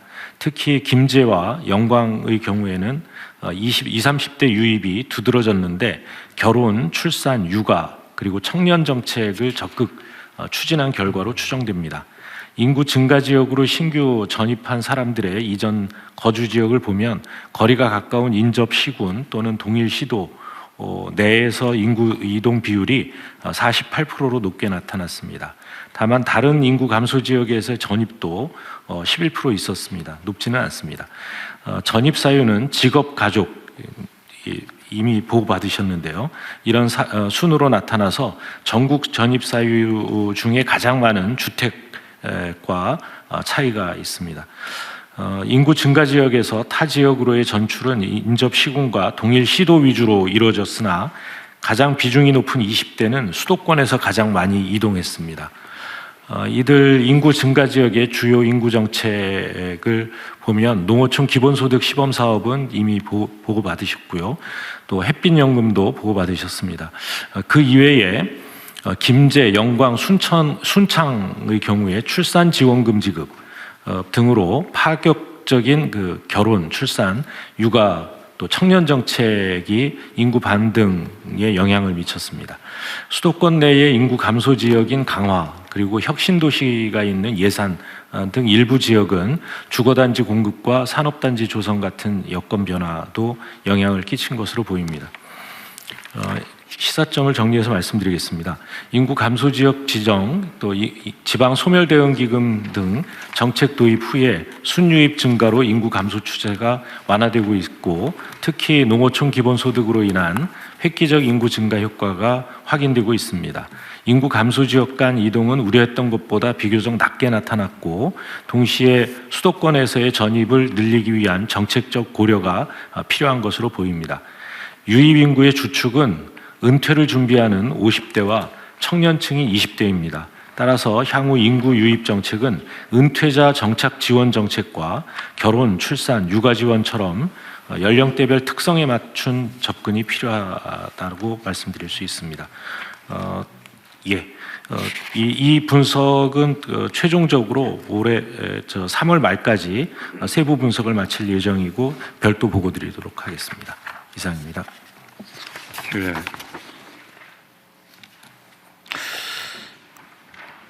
지금 인구 감소 지역으로 지정을 했는데 그 후에 예를 들면 각 지방 정부가 열심히 노력을 해가지고 인구 감소가 안 되고 증가 지역으로 바뀌면 혹시 지정을 취소해가지고 불이익을 주고 그러는 건 아니죠? 네, 그 인구 감소 지역에 관한 규정을 지금 개정을 할 예정이고요. 뭐 올해 하반기에 새로 5년간 지원할 지역을 지정하게 되는데요. 재지정하게 되는데요. 그때는 인구 감소 지역으로 지정됐다가 인구가 늘어난 지역은 인구 이 활력 플러스 지역으로 인구 플러스 활력 지역으로 이렇게 그러니까 이게 우리가 이제 정책을 할 때 그런 고려를 해야 될 것 같은데요. 근데 뭔가 문제가 생겨가지고 이제 지원 대상으로 선정이 됐는데 막 열심히 노력해가지고 개선이 됐어요. 그럼 딱 탈락을 시켜버려요. 그러니까 더 그렇게 되지 않게 더 많이 지원할 예정입니다. 네, 좀 그거는 열심히 한 데 대한 평가를 그러니까 그걸 해야 될 것 같아요. 네. 그리고 하여튼 좀 더 근본적인 대책을 우리가 좀 과감해야 되는데 하여튼 지금 뭐 수도권 집값 때문에 난리다가 지금 약간 소강 상태가 된 것 같긴 한데요. 근본적인 문제는 수도권 집중해서 오는 거고 또 한 가지는 이게 농촌으로 복귀를 하려고 그래도 저 산골짜기 있는 그 못 버려지다시피 한 밭도 말이에요. 막 5만 원, 10만 원씩 막 심하게는 2, 30만 원씩 하고 그러니까 이 농사를 지을 수가 없어요. 이게 전부 다 부동산 값이 비정상적으로 높아져서 생긴 문제거든요.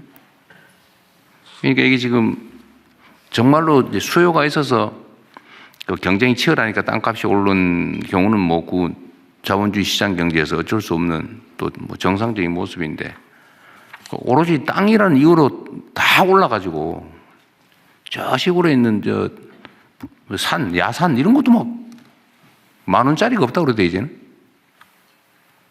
그러니까 이게 다시 귀농 기촌을 하려고 해도 가서 이 털을 잡기가 어렵다고 합니다. 그러니까 이 부동산 가격을 잡는 게 하여튼 근본적인 대책이긴 한데 농지들에 대한 이런 것도 검토를 한번 해봐야 돼요. 세제, 규제, 금융 하여튼 부동산을 투자용으로 보유하는 거는 하나만하다. 그렇습니다. 이 생각이 들게 만들어주지 않으면 이 우리나라 사회가 이게 정상적인 발전이 불가능합니다. 그런데 그런 점도 좀 근본적인 부분도 좀 고민을 해야 돼요. 농지제도에 대한 검토와 지금 저희가 농지은행 프로그램을 진행하고 있는데 그것도 하는데 같이 검토하겠습니다. 하여튼 방치되어 있는 게 너무 많고 국토의 효율적 이용도 안 되고 이게 좀 수도권 집중으로 인한 문제도 심화시키고 귀농하려도 어렵고 그러니까 이게 귀농 비용 귀농 기촌 비용을 최소화하는 줄이는 방법도 연구를 해야 될 것 같아요. 좀 더 근본적으로. 그러려면 땅값을 떨어뜨려야 되는데. 휴경지에 대한 일제 조사 저희가 좀 한번 하려고 하고요. 원래 휴경지는 강제 매각 대상이죠. 예를 매각 뭐 경고하고 아니지만 농지은행에 맡기거나 판매를 하거나 이렇게 할 수 있도록 길을 열어두었습니다만 땅 사가지고 제대로 안 쓰고 있을 경우는 매각 명령 대상인 것 같은데 어디 농지법인가 어디에? 확인해 보겠습니다. 그래? 매각 명령 대상도 있는데 매각 명령 하는 사례가 없다고 그러더라고요. 지금 그래서 농지 제도는 근본적으로 손을 봐야 되는 단계에 오지 않나요? 농사를 짓겠다고 땅을 사놓고 농사를 안 지으면 뭐 이행 명령인가를 하고 그래도 안 하면 매각 명령을 하게 돼 있는데 한 사례가 없다고 하더라고요. 맞습니다. 그러면 안 되지. 저희가 지금 업무 보고에도 보고를 드렸는데 올해 하는 저희 개혁 과제 중에 하나가 농지 제도에 대한 것입니다.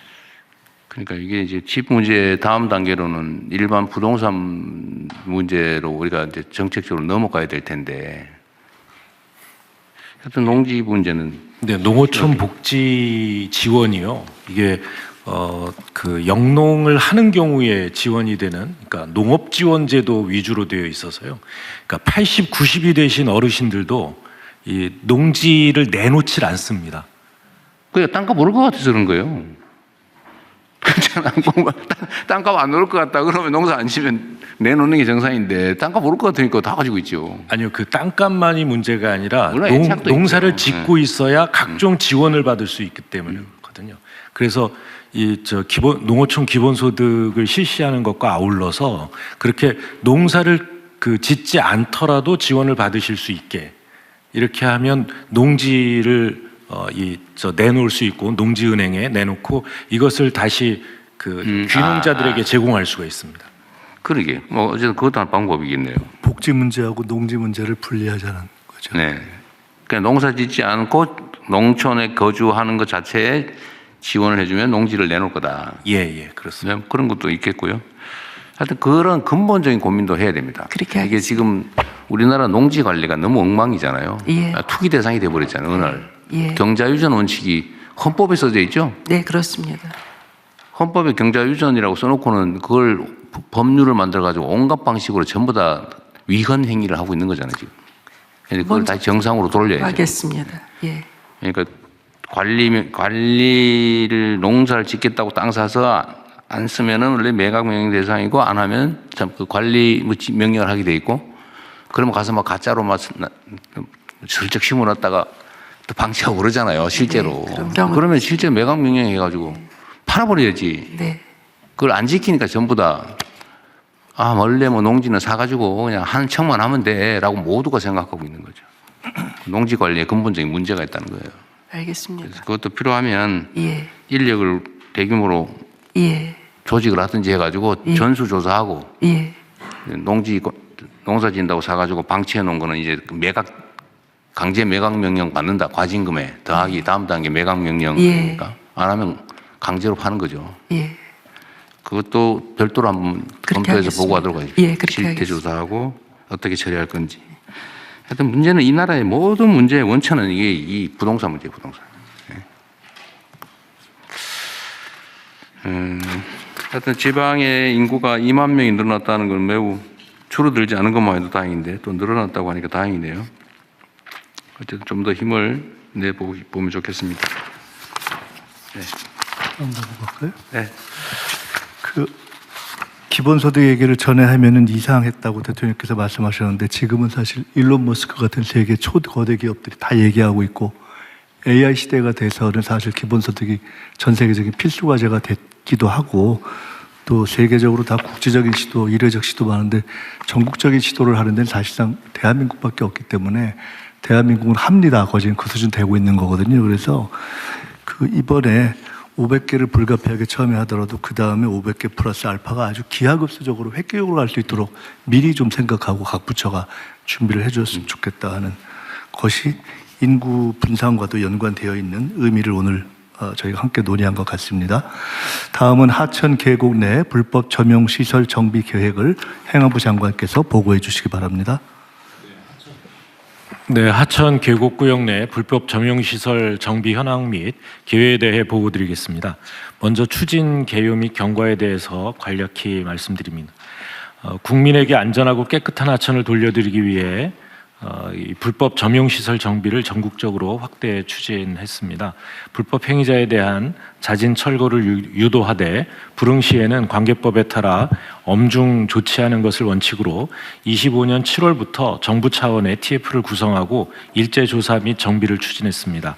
25년은 전국적인 정비의 첫 해인 만큼 국가정책 조정회의를 통해 추진 방향 및 문제점을 논의하고 수시 점검회의를 통해 추진 상황을 적극 독려했습니다.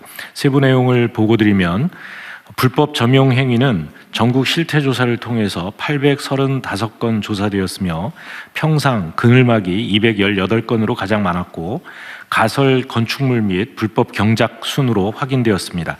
이 중 753건 90%에 해당됩니다. 는 원상복구 조치되었습니다. 미조치 시설은 철거에 따른 구조적 안전성 검토 등이 필요하여 자체 철거 계획을 마련해 조치 중에 있습니다. 아울러 재발 방지를 위한 관리 기준을 마련해서 주민 편익 시설 설치 등을 위한 예산도 지원하였습니다. 또한 정비 실적 평가를 통해 모범이 된 15개 지방정부에 대해서는 정부 포상과 특교세 등 재정적 인센티브를 지원했습니다. 26년도에도 중점 추진할 계획입니다. 먼저 25년은 다소 늦은 시기인 7월부터 단속을 추진했기 때문에 불법 시설이 이미 설치된 지역이 많아서 정비에 어려움이 있었습니다. 따라서 26년에는 시기를 앞당겨 3월부터 조기 추진하도록 하겠습니다. 3월에서 5월은 농작물 파종 등 불법 경작 단속, 또 6월부터는 평상, 그늘막 등 불법 상행위 중심으로 집중 단속을 추진하고자 합니다. 재발 우려가 있는 지역은 중점 관리 대상 지역으로 지정하고 단속 인력도 대폭 확대하여 관리를 한층 강화하는 한편 지방정부에 필요한 경비 지원을 위해 재난특효세도 선제적으로 교부해 하겠습니다. 또 관련 법령을 개정해서 반복적이고 상습적인 행위와 안전관리에 지장을 주는 경우도 행정 대집행이 가능하도록 적용 특례를 확대하겠습니다. 끝으로 정비 우수 지방정부에 대해서는 정부 포상을 확대하고 특교세 등 재정을 지속 지원토록 하겠습니다. 참고로 여름철 대비 빗물바지 정비와 관련해 25년에는 집중 관리를 통해 전년 대비 3.5배나 많은 곳을 정비했습니다. 금년에도 4월부터 조기 추진해서 철저히 여름철 재난을 대비하도록 하겠습니다. 보고를 마치겠습니다. 이거 조사 건수가 전국을 했더니 835건이더라 그 말이죠. 네, 그렇습니다. 믿어지십니까? 예. 제가 경기도에서 조사할 때 이보다 훨씬 많았던 것 같은데 이거 네. 저기 한 번 더 기회를 주고요 지방자치단체들한테 네. 한 번 더 기회를 주어서 추가 조사를 하고 그 다음에는 감찰을 전국적으로 해가지고 누락된 경우에는 그 담당 공무원하고 자치단체에 대해서 엄중 징계하도록 하십시오. 네. 이게 835건밖에 안 될 리가 없어요. 그리고 이게 저도 경기도에서 조사를 해볼 때 봤던 건데 공무원들이 지나가다 보고 못 본 척 합니다. 위반을 하고 있는데 위반 사례로 조사를 하지 않아요. 그냥 슬쩍 못 본 척해요. 이게 너무 많아요. 그러니까 이거를 다시 한번 기회를 주고 그 다음에는 감찰을 시켜가지고 실태 조사를 한 다음에 누락시킨 경우는 엄중 문책하고 규모가 크거나 이러면 직무유기로 처벌하도록 하십시오. 네, 알겠습니다. 법무부도 요거 한번 행안부하고 좀 신경 써서요. 네, 그렇게 하도록 네. 하겠습니다. 하여튼 이거 말이 안 돼, 말이. 835건밖에 안 돼. 그리고 90%를 자진 철거받고 있다는데 철거할 수 있는 것만 조사한 거예요. 그 어려운 거 안 한 거지. 부지기수입니다, 부지기수. 그 원칙을 좀 명확하게 좀 하면 좋겠습니다. 그리고 요 얘기 나온 김에 각 부처청의 그 내부 감사 조직들이 다 있잖아요.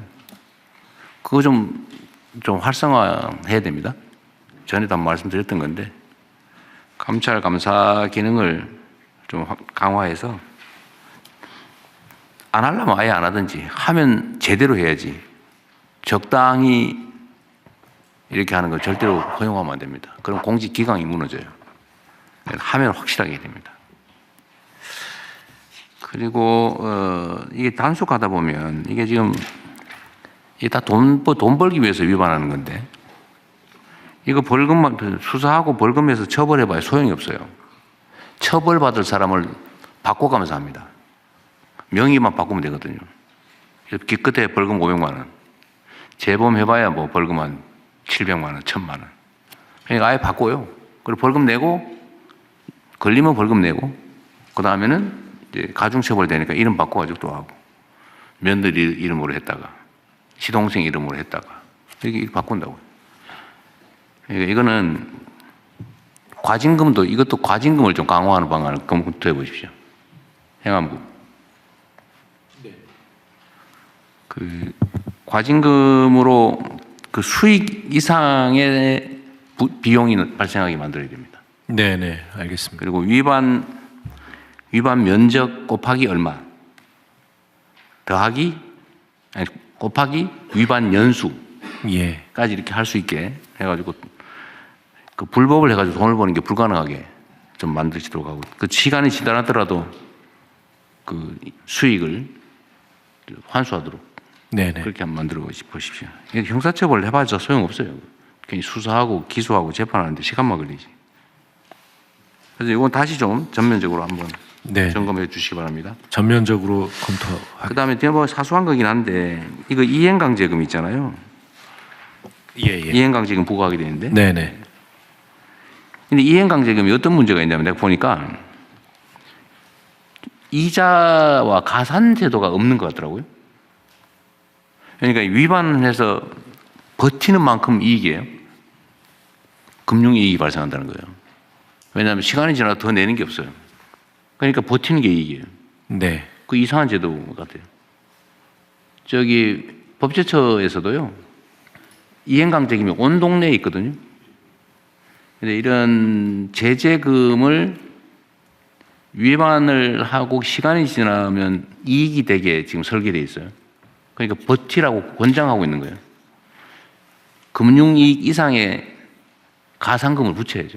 예, 전반적으로 전반적으로 검토를 해가지고. 다른 전 됐습니다. 다른 의견이 없으시면 원안대로 접수하고 부처 협조 사항 순서로 넘어가겠습니다. 재경부 국가유산청 순서대로 부처 협조 사항 공유해 주십시오. 예, 먼저 재경부 보고 드리겠습니다. 생활 물가 안정은 그 민생 경제의 1번이자 핵심 과제입니다. 그래서 정부는 근원적 체감 물가 안정을 위해서 사상 유례 없게 장관급으로 민생 물가 특별관리 TF를 구성했었습니다. 그동안의 활동 상황입니다. 그 민생 품목을 가지고 장난을 쳐서는 안 된다. 그런 자세로 지금 임하도록 하겠습니다. 그래서 독과점이라든지 또는 불법 행위를 통해 가지고 이익을 얻는 부분에 대해서는 실태 조사를 집중적으로 해서 개선을 하도록 하겠습니다. 최근에 그 설탕 담합이라든지 밀가루 제재 착수한 문제, 교복 가격을 착수한 문제는 이제 시작이라고 생각합니다. 앞으로 하나하나 품목을 정해서 철저하게 추진하도록 하겠습니다. 두 번째, 정부 지원을 악용해서 이득을 취하는 행위 절대로 용납 못합니다. 거기 보시면 할당 관세, 할인 지원, 정부가 비축한 걸 풀어서 해주는데 이 유통 과정에서 이익을 취하고 하는 그런 행위 절대로 용납을 하지 않겠습니다. 그래서 할당 관세를 중심으로 해서 현장 점검, 특별 수사 등을 시행하고 집중 관리하도록 하겠습니다. 그리고 유통 구조도 저희들이 집중적으로 좀 볼 예정입니다. 특히 민생 품목을 중심으로 해서 유통 과정에서 과다한 폭리 또는 바가지 하는 이런 현상에 대해서는 철저하게 해서 집중 관리하도록 하겠습니다. 부처 협조 사항입니다. 앞으로 저희들 물가가 전반적으로 2% 이렇게 관리되고 있습니다만 특히 이제 서민들의 어떤 생활 품목은 굉장히 어렵습니다. 그래서 생활 품목을 부처별로 정할 것입니다. 그래서 그 품목별로 부처하고 또 관계부처 합동으로 해서 유기적 협업을 통해서 철저하게 품목 관리를 하겠다는 말씀을 드리겠습니다. 그리고 이번은 저희들이 관리를 하면서 이 사후 관리는 더 철저하게 할 예정입니다. 하나하나 현장에서 이행되는 상황을 점검해서 사후 관리가 더 철저하게 되는 그런 식으로 하겠습니다. 국민들께서도 언제든지 이 품목별로 말씀하실 의견이 있으시면 저희들 의견을 받도록 하는 창구를 마련하겠습니다. 그래서 그런 창구에 접수된 의견에 대해서는 저희들이 관계부처 합동 또는 수사기관 까지 합동을 통해서 철저하게 관리할 예정이라는 말씀을 드리겠습니다.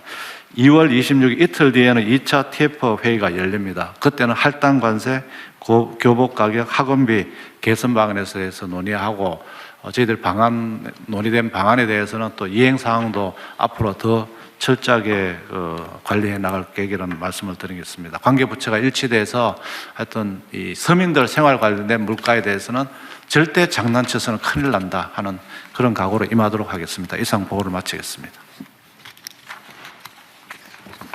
네. 최근에 밀가루니 무슨 당류니 우리 공정거래위가 조사를 아주 잘해서 성과가 많이 난 것 같아요. 예, 관련해서 잠깐 보고 드릴까요? 아, 그렇습니다. 예. 네. 공정위는 기본적으로 그 공정위 이제 업무 분야인 근원 물가 인상 야기하는 담합과 같은 불공정 행위에 대해서 신속하고 엄정하게 대응하는데 지금 총력을 기울이고 있습니다. 1월 국무회의에서 저희가 예고했듯이 2월 12일 날 세계 설탕 제조업체의 담합 행위에 대해서 4천억 원대의 과징금을 부과했습니다. 언론에서는 이것을 역대급 과징금이라고 하지만 이는 그동안 담합에 대한 제재가 미약했기 때문입니다. 이번 제재는 사실상 선진국 표준에 가까운 수준일 뿐이고요.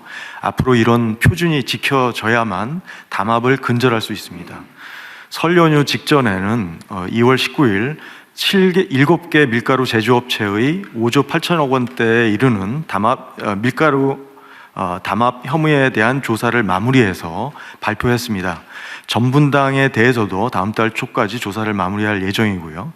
앞으로 공정위는 국민의 알 권리를 존중하여 조사가 완료되는 심의 상정 시기에 적극적으로 기자 브리핑을 통해서 정보를 공유할 것입니다.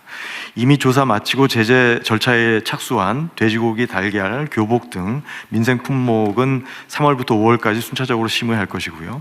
최근 고가 논란이 제기된 교복에 대해서는 관행적 담합이 의심되어 적극적으로 감시와 제재를 나서겠습니다. 공정위의 담합 사건에 대한 엄중한 대응에 따라서 최근 설탕, 밀가루, 전분당 등 업계의 자발적 가격 인하가 이어지고 있습니다. 설탕은 16.5%가량 가격 인하가 이루어졌고요. 밀가루는 5% 내외, 전분당은 7% 정도 가격 인하가 이루어졌는데 앞으로 더 충분한 가격 인하가 필요하다고 판단하고 있습니다. 가격 재결정 명령 등을 이용해서 충분한 가격 인하로 국민들이 체감할 수 있도록 유도하겠습니다. 아울러 이런 원재료 가격 인하가 과자, 빵 등 가공식품 전반, 먹거리 전반으로 확산될 수 있도록 지금 TF를 통해 지속적으로 점검하겠습니다. 앞으로도 민생 부담을 유발하는 불공정 행위에 대해서는 철저한 감시, 엄정한 제재, 신속한 가격 정상화가 이어지도록 총력 대응해서 국민이 체감하실 수 있도록 하겠습니다. 반복적으로 담합에 가담하는 업체에 대해서는 대통령께서 말씀하셨듯이 다른 선진국처럼 시장 퇴출 수준으로 제재하는 방안을 관계부처와 협의하여 신속히 보고드리겠습니다. 이상입니다. 설탕 값이 16.5% 내렸다고요? 예. 그래요? 그러면 설탕 쓰는 상품들도 조금 내리겠네요? 예, 그렇게 유도하도록 적극적으로 감시하겠습니다. 네, 이것도 설탕값 내렸는데 설탕을 쓰는 상품은 그냥 그대로 또 유지해가지고 우리 소비자들은 혜택도 없이 공정위가 열심히 한 결과물을 이 업체들이 또 싹 독식하게 그렇게 되면 안 됩니다. 알겠습니다. 그리고 어디 내 기사에서 봤는데 5%로 부족하다, 10%는 내려야 되지 않냐 뭐 이런 얘기 하셨다고.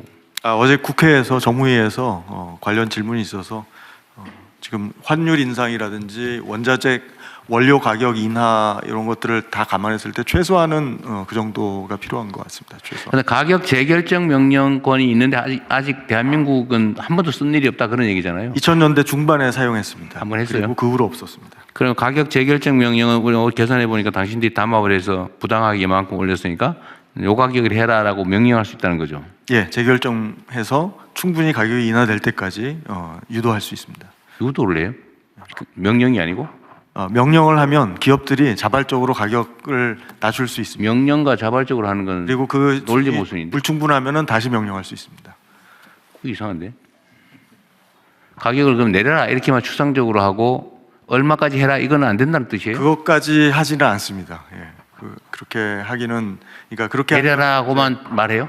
예. 그리고 1% 찔끔 내리면 또 내려라 그러고 0.5% 내리면 또 내려라 그러고 그런다는 거예요? 그것보다 조금 더 자세한 그 행정 지도를 할 수는 있습니다. 지도하는 거예요, 명령하는 거예요? 그 지도가 명령이고요. 형식은 명령이고 그 명령은 따라야 되는 좀 더 거잖아요. 구체적으로 따르지 않으면 제재가 뭐예요? 네. 따르지 않을 경우에 제재는 뭡니까? 예를 들면 지금 그냥 내가 보기엔 추상적으로 내려라라고 일종의 유도 지시를 하는 것 같고 그건 뭐 몇 퍼센트 얼마 이렇게 정하지 않기 때문에 네. 0.1원 내리고 그냥 구두 내린 건 내린 거니까. 명령에 대해서도 제재해야 됩니다. 제재하는 안 따르면 어떻게 하는 건데?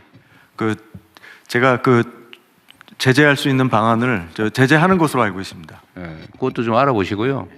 하여튼 무슨 행정을 할 때는 뭘 해라라고 하는 것도 좋은데 안 따를 경우가 중요하거든요. 따르는 경우는 문제가 없잖아요. 안 따를 경우에 어떻게 어떤 제재가 있냐? 그게 만약 부족하다면 제재 방안을 강화를 하든지 새로 만들어야 되는 거거든요. 안 따를 수 없게. 그런데 지금 우리 행정을 보면 그냥 속된 말로 뭉개는 경우가 많단 말이에요. 아까 그 농지 매각 명령처럼 안 하기도 하지만 어떻게 땅을 팔으라고 해 이런 생각을 공무원들이 하나 봐요. 그러면 안 되죠. 그 법을 마로 만들어요. 그렇게 하면. 그러니까 이것도 제재 방안을 확실하게 강구하고 만약에 안 되면 그 제재 명령 안 따른 데 대한 제재를 또 해야죠. 네네. 그래야 행정의 권위가 쓰잖아요. 그것까지 챙겨보겠습니다. 그리고 어쨌든 이게 첫 시작이나 마찬가지이기 때문에 만약에 내려라 좋게 말할 때 해라 이렇게 하지 말고 얼마까지 얼마 이하로 내려라. 최소한 이건 해라. 그 이하로 해라. 이렇게 해야지 그냥 내리세요. 그 제재할 수도 없잖아요. 그리고 그 공정위 인력 증원은 전에 제가 그냥 추상적으로 제가 선거 때 500명 이렇게 얘기를 했었는데 지금 몇 명 증원했어요? 지금 170명 가량 증원했고요. 올해 다시 200명 증원할 예정하고 370명. 근데 왜 500명 안 하고 그거밖에 안 했어요? 협의해 보니까 좀 협의 과정에서 좀 어려움이 그 정도면 충분해요? 아니면 더 필요해요? 사실 충분하지는 않지만 최소한 그 정도는 필요할 것 같고요. 간단한 예를 들면 지금 담합에 대해서 공정위에서 활용하고 있는 인력이 50여 명입니다. 50명이 사건 인지서부터 시작해서 몇 년씩 조사하는데 막 2년, 3년씩 걸리잖아요. 그렇게 하면 안 되죠. 그렇습니다. 그리고 가령 이제 지금 설탕 담합 같은 경우는 TF를 만들어서 5명이서 한 겁니다. 그리고 설탕, 밀가루, 전분당이 결국 설탕에서 시작한 건데요. 인지수사에서 시작한 겁니다. 고발도 없었고 자료도 없었습니다. 인지수사에서 한 1년여 가량 지난하게 끈질기게 조사한 끝에 자진 신고를 유도했습니다. 근데 그 인력이 10명입니다. 10명이 지금 너무 10조 원대 적잖아요. 담합 사건을 다루고 있습니다. 너무 적으니까 조사도 충분히 못하고 맞습니다. 그러니까 업체들이 그 사실을 아니까 맞습니다. 다 위반하고 있으니까 그러니까 필요하면 인력을 기획예산처에서 안 해주고 있는 거예요? 행안부. 행안부가 죽으면 좀 더 잘 봐주세요. 최대한 이렇게 최대한 거예요. 배려를 하고 있습니다. 그러니까 한국의 시장 시스템이 진짜 낙후한 부조리가 가득합니다. 그러니까 온 동네가 팔면 전부 다 더러우니까 다 고쳐야 될 거 아닙니까? 맞습니다. 지금은 예를 들면 저도 사실 그런 걱정 드는데 이거 조직을 인력 이렇게 많이 했다가 나중에 다 위반을 안 하고 다 선량한 사회가 되면 그때 어떡하냐? 그럼 그때 가서 고민하고. 줄이면 됩니다. 그다음에 그 인력이나 이런 거는 좀 남더라도 왜냐하면 자연 감소분이 있기 때문에 몇 년 지나면 또 줄어들잖아요. 그러니까 그거 고려하고 지금은 정말 그 중요한 시기니까 하면 다 걸린다 이렇게 생각하게 만들어야 돼요. 그래서 안 하게 만들어야죠. 맞습니다. 우리가 경찰을 경찰이 몇 명이에요? 한 10만 명 되나? 14만입니다. 13. 경찰을 왜 운영하겠어요? 그렇잖아요. 맞습니다. 그리고 하여튼 이게 조사상 발견하기가 어려운 측면이 있는 것 같은데. 그렇습니다. 포상금을 확 줘요. 그냥 이거 신고하면 인생 고치게, 팔자 고치게. 그렇게 하려고 하고 있습니다. 그래가지고 4천억 하면 몇백억 줘요, 그냥. 그렇잖아요.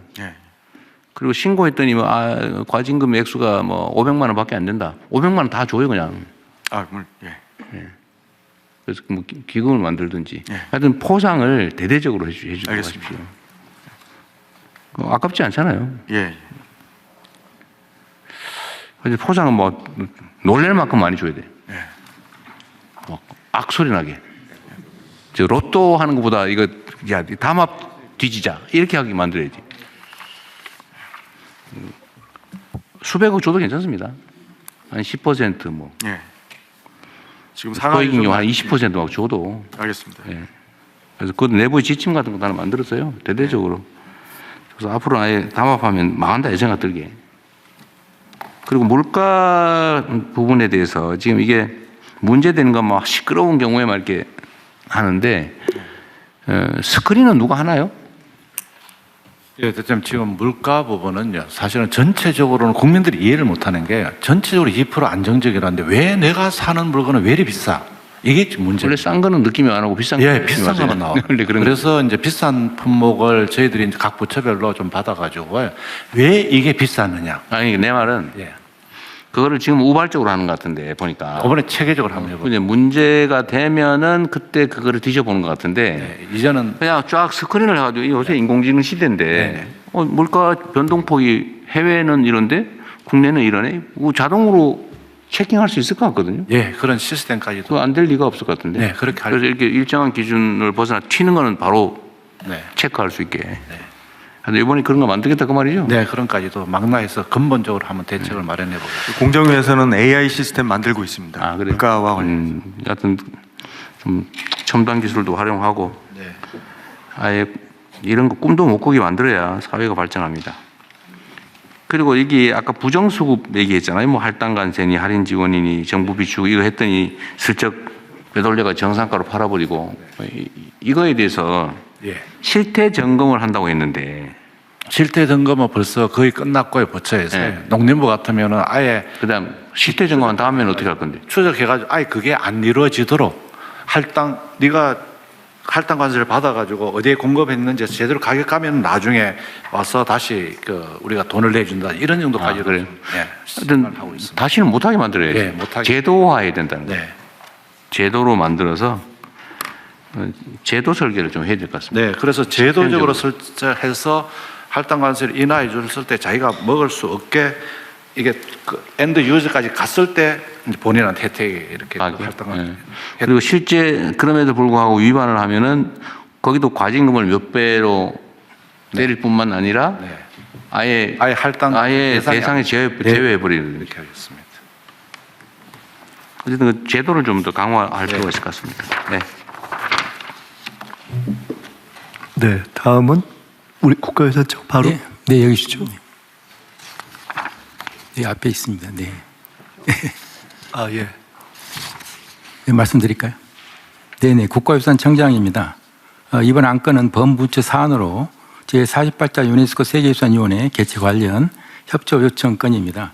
세계유산위원회는 인류의 소중한 문화, 자연유산을 세계유산 등재하고 보존 관련 사항을 논의하는 정보관 위원회로서 우리나라가 세계유산 협약에 가입한 지 38년 만에 처음으로 국내에서 개최됩니다. 개최 도시는 부산으로 올해 7월 12일부터 29일까지 18간 진행. 자, 이거는 어쨌든 공식 행사를 준비하는 것 같은데. 네네. 이 세부적인 내용을 뭐 우리 국민들께서 다 아실 필요는 없을 것 같고요. 각 부처에 협력할 사안들은 여기서 논의를 안 해도 될 것 같고 필요한 것은 저기 각 부처가 실질적으로 협력을 하도록 그렇게 하겠습니다. 네네. 알겠습니다. 네. 자, 잘 준비해 주시고요. 네네.